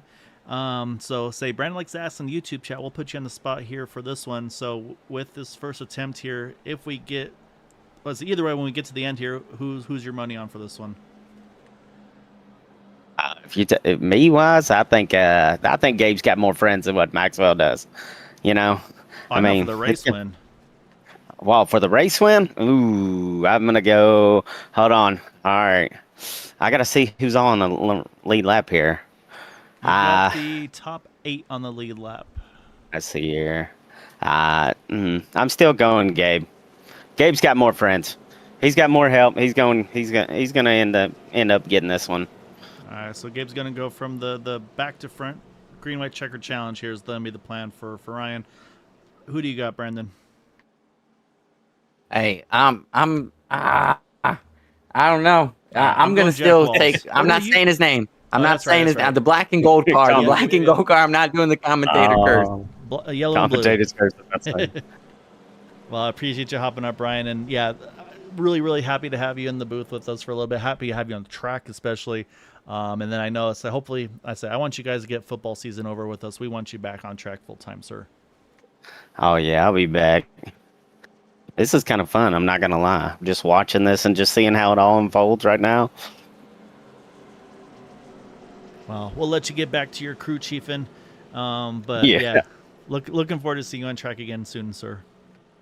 All right. Thank you. Y'all take it easy. All right, Brandon. So like we said, we had 3 drivers stay out. That's Dude Conrad, Tom Dixon, Maxwell Caldwell. 4th on back had to take fast repairs, splash of fuels. And so again, it's only green white checkered here. So if we get to the white flag at that point, it's an official race. If another caution comes out, restart the field and we'll rack them up and do it one more time for the final time. So we'll have to see where these guys get. And so you can see already the 83 getting on the bumper of that 411 Tom Dixon, say, you get ready for this one. And then Gabe's on the inside lane. Don't expect that to stay long. I expect to see him jump to the outside as soon as possible as Dude Conrad hits the restart zone as we are underway. And again, for Dude here, his best defense could be a good offense, preventing Max from getting the win, because then it's going to fall all about those bonus points. So we'll have to wait and see as we get underway here, building up speed through turn 1. Right now, the 411 is not quite alongside the 94. That gives Max an opportunity here to go up, and he's going to do so. Yes, he is. So that's going to put Jimmy. See, dude, he's going to throw a block as well, try to keep that 94 behind him, and everybody's going to start to dice up for position. You look at the 88, finding the middle here, Todd Merkles with Jim Brooks, and now the outside lane starting to form here. Gabe's going to get to the back of Jack Walls as they head through 3 and 4, building up steam.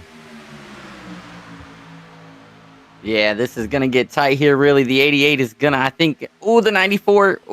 I'm glad he didn't make that decision. That was going to get real tight. These guys right here, I think the 88's going to have to make a decision. I get to the bottom here. Right here, I jumped down there. You got to get down there. The middle, this is, the bottom, I think, is the safest spot right here. These guys are all over. You saw right there, Bud Steele was trying to push Gabe, actually got to his inside. He had to back out of it, though, and that's going to cost Gabe a bunch of momentum here. You can see Tom Dixon, he's pushing Maxwell for all he's worth. That said, white flag is out, so now it's just who can get to the line first. And again, it could be the 94, the 83, or the 88 here. Right now, the 94 gets a huge push from Tom Dixon here. That is going to clear him. Now, does Maxwell stay with his helper? Does he need to start focusing on his competition? Oh, it's a big block there.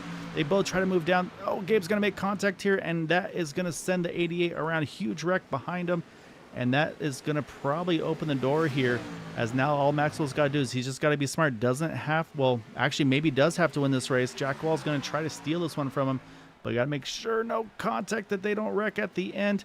And so here's your answer, though. That is going to be championship going to Maxwell Caldwell. Jack Walls tried to get it by him. Couldn't quite get it done here. So Max going to win the race and that championship. Todd Merkel going to bring it home in third. Gabe Butler tried for all he was worth, but unfortunately, they just got caught up in that move there at the end. And I think same thing. I think that was just full commit from that car behind him trying to work with him. And I think that's where we saw it. So let's go back one more time here, Brandon. We'll take a look here. And so I want to focus on in this one is going to be the 411 of Tom Dixon, if it lets me. And is it not wanting to let me? Yeah, well, we're waiting to look at that. I think the 88's really going to kick himself tonight. I know that accident right there, I mean, he's just racing, but from the start of the night, I know this ain't how he wanted it to go. And Maxwell Caldwell won the race. I think he might be crowned it. Yeah, I mean, that's what we said was if they could win the race, that was going to be the difference. What I'm going to do is I'm going to throw these. I'm going to get the final points up on my side real quick, and we'll also pull them up on the final results side of things. Because for whatever reason, it doesn't want to let me show any replays here. But let me get these results real quick. All right, so points are going to be updated. And first off, Brandon, remember we talked about the whole situation of if the leading the most laps? It was not Maxwell Caldwell. It was Jack Walls by 3 laps over the number, the 83 over the 94 on the most laps led.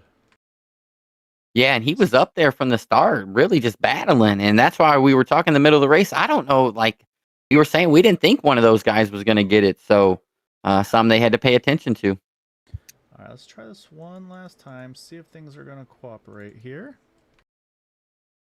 And the short answer, Brandon, is going to be no. It does not want to cooperate. It doesn't want to show me stuff. So we're going to have to, wait a second. Oh, there we go. We got something. We're professional. So let's go back here. And so what I want to focus on is going to be the drafting here. Like I said, Tom Dixon, I mean, he pushed like there was no tomorrow there. He did everything he could here to help Max to try to get that win. And then the other part that happened is right here. We're going to focus. We talked about the momentum I was talking about. So we're going to watch Bud Steele here with Gabe Butler, because Bud was pretty much committed to Gabe at this point on this restart here. And so right as they come out of turn 2, apologies, you're going to see them get a little bit off-centered here. Or actually, it may have already happened. Yeah, actually, I'm sorry. This already happened, so that's what the momentum shift was. I apologize. But then right here, again, this isn't an intentional block or anything, Brandon. This is just Tom following Maxwell all the way through. And he said, all right, I'm going to basically push you no matter what. And unfortunately, Gabe just about has this cleared. He gets a little bit of contact in the rear there from the 6 again with that huge checkup that we got going on. There goes the rest of the field, unfortunately, to the outside wall. And then it opens up the door. Also, props to Todd Merkel. Look at this thing. So he's able to get this car checked up enough to just kind of sneak under these guys and then able to hold off Gabe to still grab that 3rd spot as well. But yeah, and then job's not done for Maxwell here. He has to play defense coming through because, like we said, Jack's not here to just finish second. He wants to try to win this race. And so, yeah, so Jack's going to try to work that inside. Max able to cover it. And just, again, without a push, there's not a lot of head of steam that you're able to do there. And so, yeah, so that is able to make the charge there at the end. But pretty much not as wild, I'd say, as last Sunday, but another wild finish here tonight.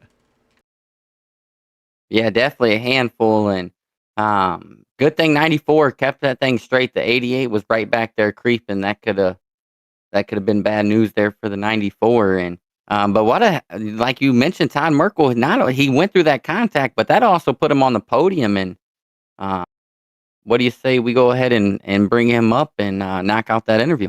Yeah, let's chat with our podium finisher in that number 2.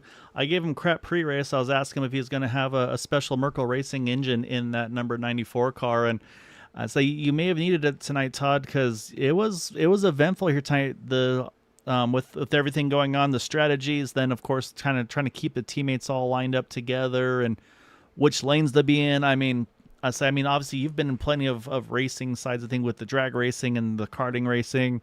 I mean, where does the kind of the teamwork and the strategy and all of that come into play tonight compared to what you've done in the real life side of things? Well, I'll tell you what, particularly here, I try to stay out of the politics of it. And I certainly don't want to be the guy that wipes somebody out, because they're not on my team or something like that.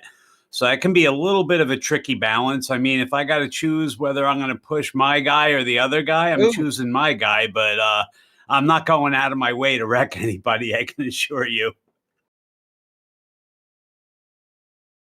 No, and I mean that's definitely, I would say, I don't think, and it's saying, but in that sense, I was saying, like I said, I mean we know that's not what anybody's looking for, but I'll say, and then yeah, in that situation, obviously you get on really well with Maxwell, say sponsoring him in some of the series. Obviously he's got Merkle Racing engines on the hood and sides of his car as well. But yeah, I mean it's not even just the trying to help him and or not affect other people, but it's also just trying to help them. And I say it's a really, for me especially, I've had the situation before where it's a really awkward balance to try to kind of work as a teammate, as a competitor, because again, you want to get your best result as well. And we were teasing obviously post or pre-race where it's like, yeah, say you're going to push Maxwell and then at the end you're just going to ditch him and get the win yourself there. But yeah, I mean, how do you manage that with the, like, okay, I want to help Max, I want to still do well myself, and if there's somebody in front of me, you're stuck where you are, kind of a thing. I mean, is that one of those things where it's almost you'd rather that you were in the championship hunt as well, so you just do your own thing there? Yeah, I guess that would be possible. But because I miss so many of these Sunday night events, I'm not a points chaser. So I just come out here and try and run the best I can every week. And a lot of the time it's just do what you can to survive. I mean, these things don't push all that well. And there was a lot of wiggling around going on early in this race. So yeah, I'm not the biggest pusher in the world. I feel like it's like a low gain, high risk proposition typically. So yeah, I don't know. I was just trying to keep it pointed in the right direction tonight. Well, I think you nailed on the head on the point in the right direction, because that coming through 3 and 4, you were one of the few able to keep it pointed in the right direction to get through that and to be able to grab the podium. And I mean, you were, like I said, you were up there all night long, to say in contention. So I'd say it was cool to see you kind of finally get that all taken care of and get the result that you had where you were running all race too. So really, really good job there. I know you've probably got a very happy teammate as well. But before we get to him, we got to finish up with you, and we want to give you the floor for any thanks and shouts for that podium this evening, sir. Well, as always, I got to thank all my teammates at 1320 Racing Enterprises and Ross Pistons. Use them in the real race cars and got them on the side of this. Liberty's Gears, real race cars on the side of this. And Driven Oil, real race cars, and on the side of this too. So, yeah, it was a fun night tonight. Well, I'll say great job tonight, sir. And yeah, say good luck on the real racing endeavors. We'll still have some stuff going on over here with Area 51. I'm sure some fun races, recruiting races, kind of some test stuff to see. Maybe we find out what the new combo is going to be next season, find something that matches it better for maybe what drivers are looking for. So either way, though, sir, go enjoy this one. Look forward to see you on track again here as soon as possible. Thank you so much. Have a great night. We'll see you soon. All right, that is our third place finisher, Todd Merkle. We're going to jump up one more spot here, Brennan. That is going to be our runner-up finisher as we catch him in the middle of a four-wide action there.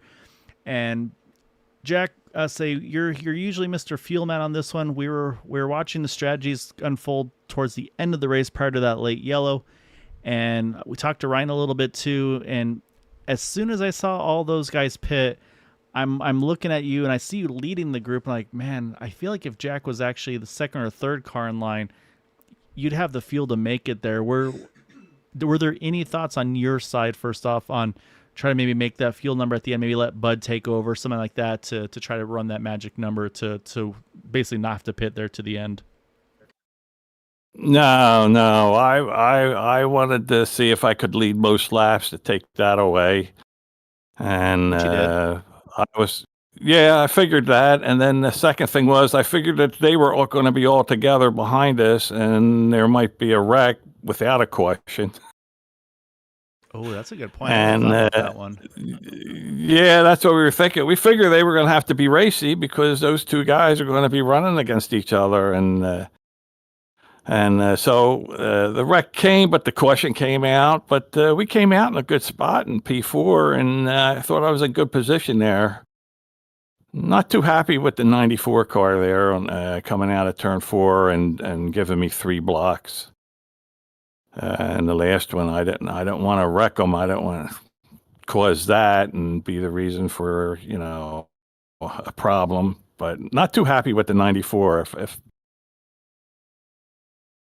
Yeah, that's racing. A lot of guys, that's part of it. We're gonna have some unhappy drivers, but I wanna touch back on the season that you had, not just here but on Friday nights. You were really good this season in the races that you did run in the playoffs. You were really good in them. Well, what does that do for your confidence and your motivation going into next season that you would have been a problem if you could have made all 4 races? Yeah. My problem is we do a lot of traveling to visit family, so I don't know if I've ever made a complete season since being with Area 51. And I know I have a good car, and I know I have a good team. When we work together, we get some good finishes. So I don't have any worries about the upcoming season. I'm sure we'll do well, and we'll see how it works out. I say as long as the car is yellow, Jack's happy. But and to kind of cycle back on that too, Jack, what Brandon was saying is yeah, I mean the selflessness that you have for like, hey, I know I'm not making all these races. Let me open up the spot for the next line. So I mean that's really, really nice of you to do. And then but also like Brandon said, I mean, I want to say I think it was the Friday series after the first 2 races. I mean, you're leading the points, and so it's one of those things where I mean, selfishly, of course, we want to see you in the race and try to see if we can get you go for the title and everything like that too. But yeah, it was really, really cool to see. Just like I said, you've been on fire this season, and would have loved to see you try to go for the title as well. Like I said, I think you would have been in a great spot for both of them. But yeah, like I said, I suppose family has to come first. I mean, if it's got to be that way. But all joke aside, 100% does. So really, really nice of you to be able to do that and see family as often as possible. So, but before we let you go and sneak away for a little while, sir, definitely got to give you the floor as well for any thanks and shout outs for that runner up here tonight. Okay, I guess I'll thank my team, Bud, Jim, Gary, Ryan, when he gets in there. Without a team, you don't have a chance here usually. And thanks to the admins, Area 51, for putting this league together and doing what they need to do to keep it going. And of course, to all the racers, I mean, all the drivers. Without them, we wouldn't be a league. So thanks to all those guys for being there and being there every week. For those guys that do come every week, I appreciate it. It makes it a lot more fun. And last but not least, thanks to Green White Checker and you guys for doing the broadcast. I know all the drivers like to go back after the race and watch the race. I know I do. Sometimes several times watch it over. Sometimes it's fun, especially last Sunday. I really enjoyed last Sunday's race. That was, even though I wasn't in it, I had a good time watching it down in Virginia. So thank you guys. I appreciate that. Yeah, so I definitely always appreciate you popping on the. So I always see you in the chat when you're not able to make the races. So yeah, always love seeing you on. I say if you're not on track, love seeing you on the broadcast as well, though, Jack. So yeah, great job tonight, man. And yeah, I say looking forward to see what you got for these guys next season. Very good. Well, you guys have a good night, and when the 94 gets on, give them a punch in the nose for me. I'll let Brandon do that one. He's more of the aggressive type. Yeah, just kidding. All right. You guys have a good night. You too, Jack.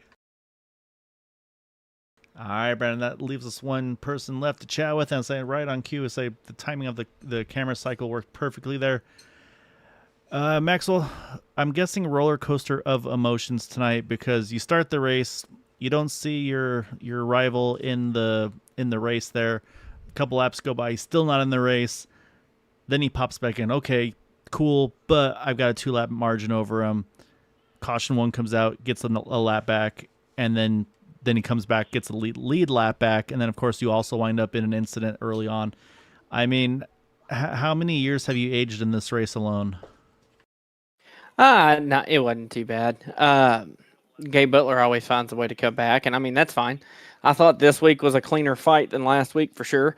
But yeah, we really just needed to hold it together for some laps, but we had some guys that were more aggressive than me, and that's saying something in this league early on lap 10 that wanted to cause big pileups that gave Butler his laps back. So it is what it is in a 14-car field, I guess. But he ends up getting his laps back, and it turns into a race, and I thought we were really strategizing his team versus my team. I was working with TW this week, me and Todd were. Power in numbers, 13-20, only having 2 guys was not going to cut it, so we partnered along with TW, and I kind of think I may start running with them from now on. We have good chemistry together, so we were just running our race, doing our thing, and there at the end, I hate the big wreck that happened. That was completely unintentional. Me and Tom were both clear. I was going to have him go to the middle lane. I was going to go to the bottom, because Gabe Butler leading the bottom, if we could have kept him behind me, that was really all that mattered at that point. And I think he misunderstood and came on with me. And he was clear, but barely. And so when Gabe gave him a tap, it just caused a whole pile up there. So that was just a complete misfortune. And then coming to the race there at the end, kind of running just me and Jack. I mean, I'm fully ahead of him. And, coming to the line, I'm not just going to sit in one line and let him just side draft me and pass me with no help from behind. So I'm just going to look in the mirror, and where he goes, I go. It was clear the whole time, and then all of a sudden after the race, I'm just getting hit 3, 4, 5 times after the checkered and pretty much trying to get junked. So don't really know what that's about. I don't understand that. Maybe admins need to look at that because I've been penalized for that before. But all in all, didn't expect to get the win tonight, but hey, we got it. Was really going for the most laps led, and Jack got me by 3 laps, so kudos to him on that. And yeah, we got it done finally, Gael. Well, the one championship I was missing in Area 51, we finally got it, a super speedway one. Yeah, and first I want to say congrats. I know firsthand how tough it is to race out here and to be consistent like you were all year to really not just win this race, but to put yourself in position to even run for a championship. It was really a 2-horse race between you and Gabe, and I think that states a lot to how far you came, and just be right there with him week in, week out speaks a lot to your driving. And with this type of race, when the pushes. At any time we've seen that one little bit of a wrong push and it could end somebody's night. You decided to stay up there instead of dropping to the back like a lot of people would have just said, "Hey, I'm going to drop in the back and ride to the end." What was your mindset deciding to stay up there? You got to lead a lap, got to lead the most laps, got to win the race. You're competing against Gabe Butler. You do anything else, and that championship's lost. So I've actually been in this situation before where I was P2 or P3 in points with a chance, and ran conservative, and it bit me in the rear. So wanted to be ahead of a lot of the things. The one time I wasn't leading is when I got involved in a big wreck. So, and then there was one that happened that I thought that set up the green white checker that I thought I was going to get junked, but it was like ping pong balls to all stay together. But no, I mean you've got to stay ahead of him. I mean you've got to put him in a position where he's got to get aggressive. And man, may not have had the door slams from last week, but man, when he would go to clear, he played the lane blocking game, and I don't know. Everybody's different with that. I've never seen that really be super successful. Even when the pros do it, they get themselves wrecked on iRacing in the pro series, and even in real life when they do it, it tends to get them wrecked more times than not. So I've never been a fan of the lane block game unless you've got like a half car length at least. But I mean, he almost wrecked himself on my nose a few times because if you're going to do the blocking, I'm not going to do any lifting. I mean, that's just kind of where I'm at with it. So it was hard fought, though. I thought me and Gabe had a really hard fought battle there. to the end. Other than that, it was pretty clean. I hope he thinks it was pretty clean for the most part. It was duking it out best way you could, and it was going to be exciting there at the end. Except we had that big O crash. But yeah, no. To answer your question, to beat Gabe, you've got to do everything he does. You got to stay up front, lead a lap, lead them all, do everything you can to keep the lead. Yeah, I mean, and we talk about it too, where it's like, okay, like Brandon mentioned, do you just roll back and ride and save and just like I said, maybe try to keep yourself out of those dangerous spots, but at the same time too, we talk about too, it's like, well, a lot of times when you go away from what gets you to where you have a chance to do it, that's usually when things don't go to plan. But we got to put you on the spot though, Maxwell, because a certain somebody heard about claiming all the championships, but there's a certain open wheel series that we're pretty sure you don't have a title in. That don't count. Matt would like to have That a chat don't with you on that one. Oh, he's That going to be don't more count. mad at you now. That's there is your NASCAR side of Area 51, and then there is your IndyCar side.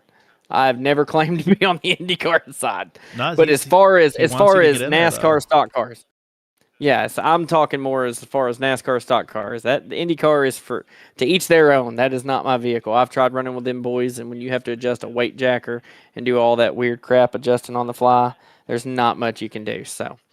That's just not my forte. I'll stick to fenders on a vehicle. So too many buttons.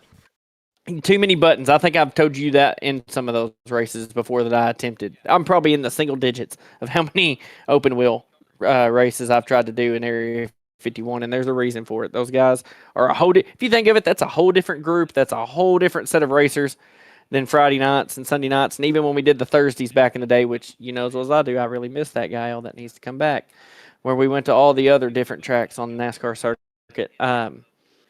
I've won one of those championships. I just needed a super speedway one, whether it be truck, whether it be Xfinity. I didn't care. I just wanted a super speedway. Those were the two big ones in my book. Was a your regular season and then a super speedway season. So now I can check the super speedway one off. I have beat one of the best in the business, I'd say, and that's big. So, but kudos to him. He had a great season too. Yeah, that was a great job all season, man. And we don't want to keep you too long. I know you want to, I'm sure, debrief with Todd. And of course, obviously, we got to talk pre-race to go hang out with the family as well and hopefully not get spit up on some more with your son. So also, yeah, the wife's texting me asking when this is over to send help and all this stuff. So as soon as I get off here, I guess I'm on feeding duty. Yeah, but go straight to dad duty afterwards. But man, before we let you get to dad duty, great job tonight on the win and the championship. Before we let you go, of course, always got to give you the floor for any thanks and shout outs. First and foremost, my Lord and Savior Jesus Christ, man, what a blessing it is to be able to come and race. Took a hiatus from Area 51 for a while, as you know, and when Todd tried to get me back in for this season, I kind of was just going to do it on the side, but after a successful first couple of races, decided to run the whole thing, and it proves to be worth it. So glad to be back. Glad to race with some of these guys again.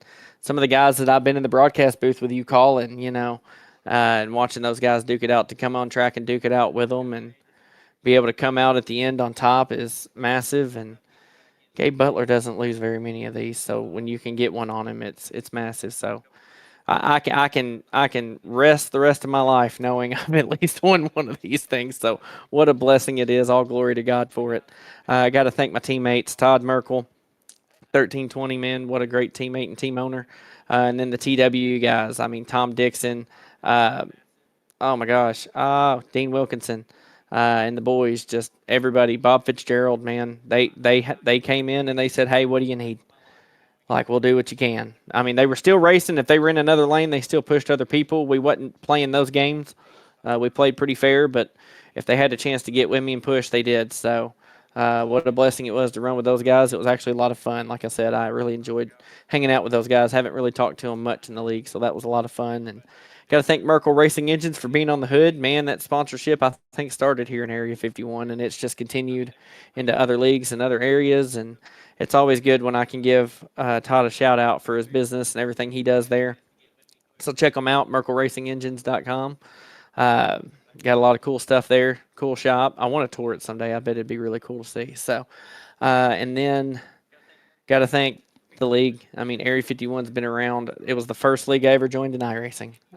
So no matter how frustrating it can get sometimes, and no matter some of the highs and lows of it, Area 51 will always have a place in my heart as one of the first leagues I ever ran and one of the first championships I ever won in a league. So Area 51's been a lot of firsts for me, and a lot of guys that were there at the first are still racing it now, and that's really good to see because it's been a few years now. So thankful for the league and everything they do, and then finally, Green White Checker TV. Gael, I say it all the time. I know the work y'all put in because I've put in the work for it. I've tried to help do things, try to help the broadcast get better, tried to do announcing until my computer decided it wanted to render 5 cars at one time and miss half the wrecks when we'd replay. So that wasn't cool, so I stepped away from that.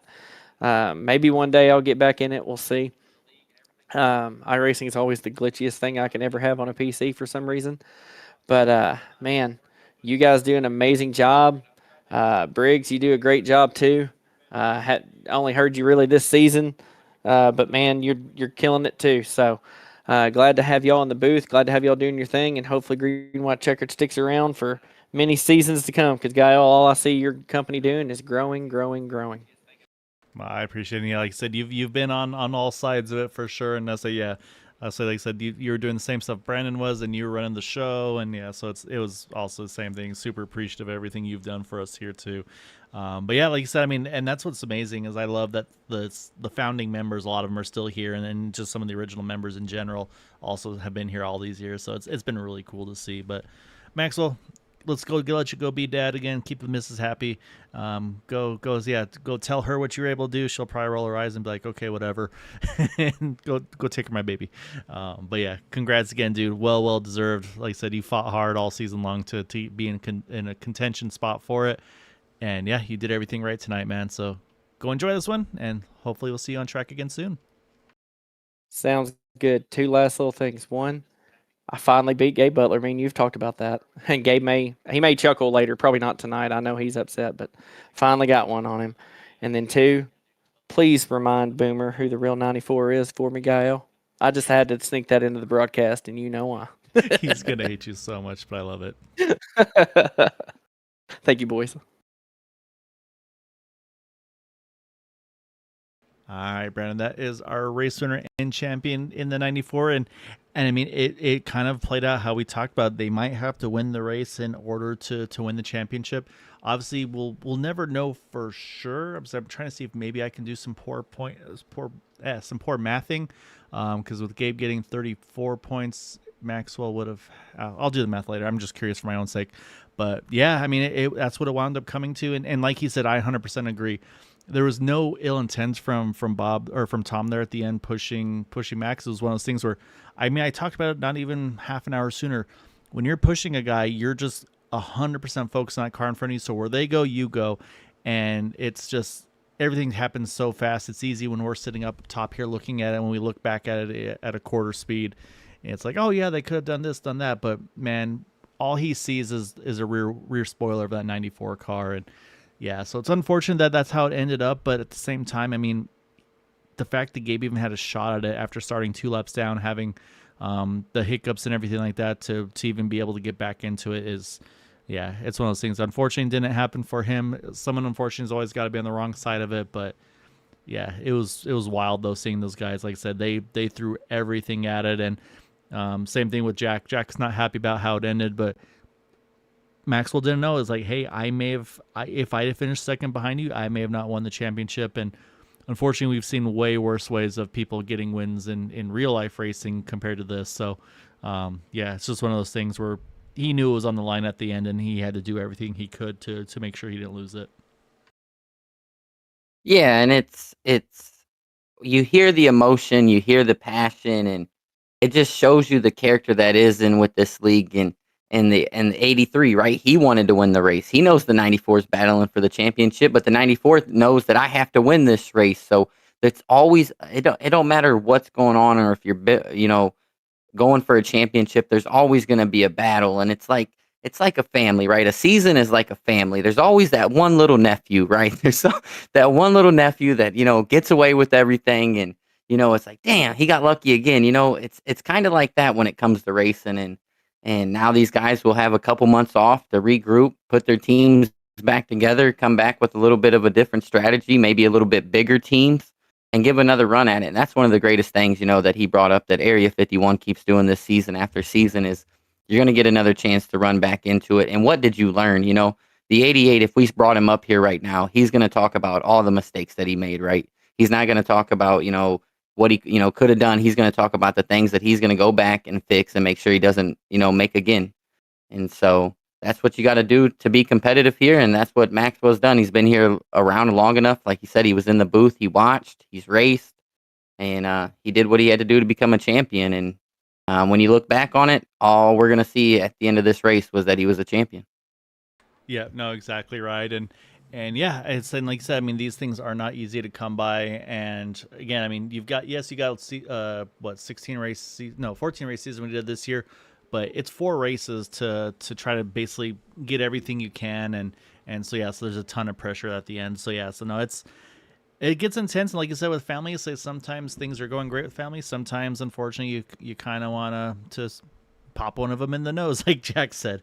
But yeah, and that's unfortunate. That's unfortunately part of it. And I'll say a lot of times they'll come right back at it next week, and they'll say they'll be racing just as hard, and it'll be just as fun to watch. So, but yeah, Brandon, somehow it's already the end of the super speedway season side of things. Like I said, there'll be plenty of Area 51 races.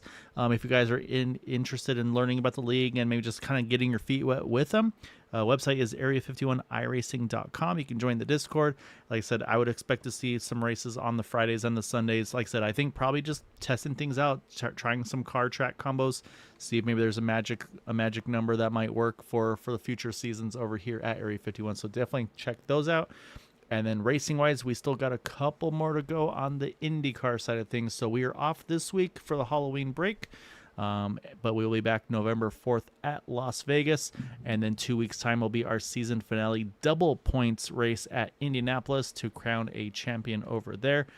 And yeah, I think we can pull off an IndyCar Talladega race, Brandon. So we'll talk to the powers that be and at least get a fun race in there with it. But yeah, just give me one Friday night. Friday night. Give me the 15 IndyCar guys against 15 super speedway guys. IndyCar at Talladega. I just want one fun race. Let's see what they got. Matt, put it together, buddy. Get them in line. Yeah, well, we'll get something lined up. I love the idea too, and yes, and I'm looking forward to the same thing. A little bit of a break. I'm planning on hopefully get some changes over on the broadcast side of things, and then just be able to hop in the car and race with these guys. Like I said, and Maxwell mentioned, that's the last thing I want to mention before I keep everybody here for an hour, is he talked about hanging out with the TW guys just to get some help, and then realizing, hey, these guys are really cool. I'm going to hang out with them some more. To me, that's 100% what league racing is you get to know people, and then, like I said, you join their Discord. It's like, oh man, I really enjoy racing with these guys, and then you kind of build some camaraderie, some possibly even all the way to friendships and things like that. I mean, I've met people that I would consider really good friends through sim racing, so it's really, really cool to be a part of all of that. And yeah, so I definitely want to, for those that maybe are looking at leagues, come on over, reach out to the drivers. These guys are always more than happy to kind of put some drivers under their wings. So yeah. Other than that, though, Brandon, it's been so much fun with you this season. I know Boomer's the same way as well. You've been a blast to work with. Looking forward to more with you. I know we're going to get you behind the wheel more as well, though, in the upcoming seasons. So we want to see what you got for these guys, too. I think you've got something up your sleeve. So, but yeah, thank you so much for everything. Everybody that's on the broadcast side of things that was watching, I appreciate all of your guys' inputs. It's always fun to see. Love the back and forth as well. So, but yeah, until next Tuesday, as always, we will see you then. Until then, though, take care, stay safe, have a happy Halloween, and have a good night.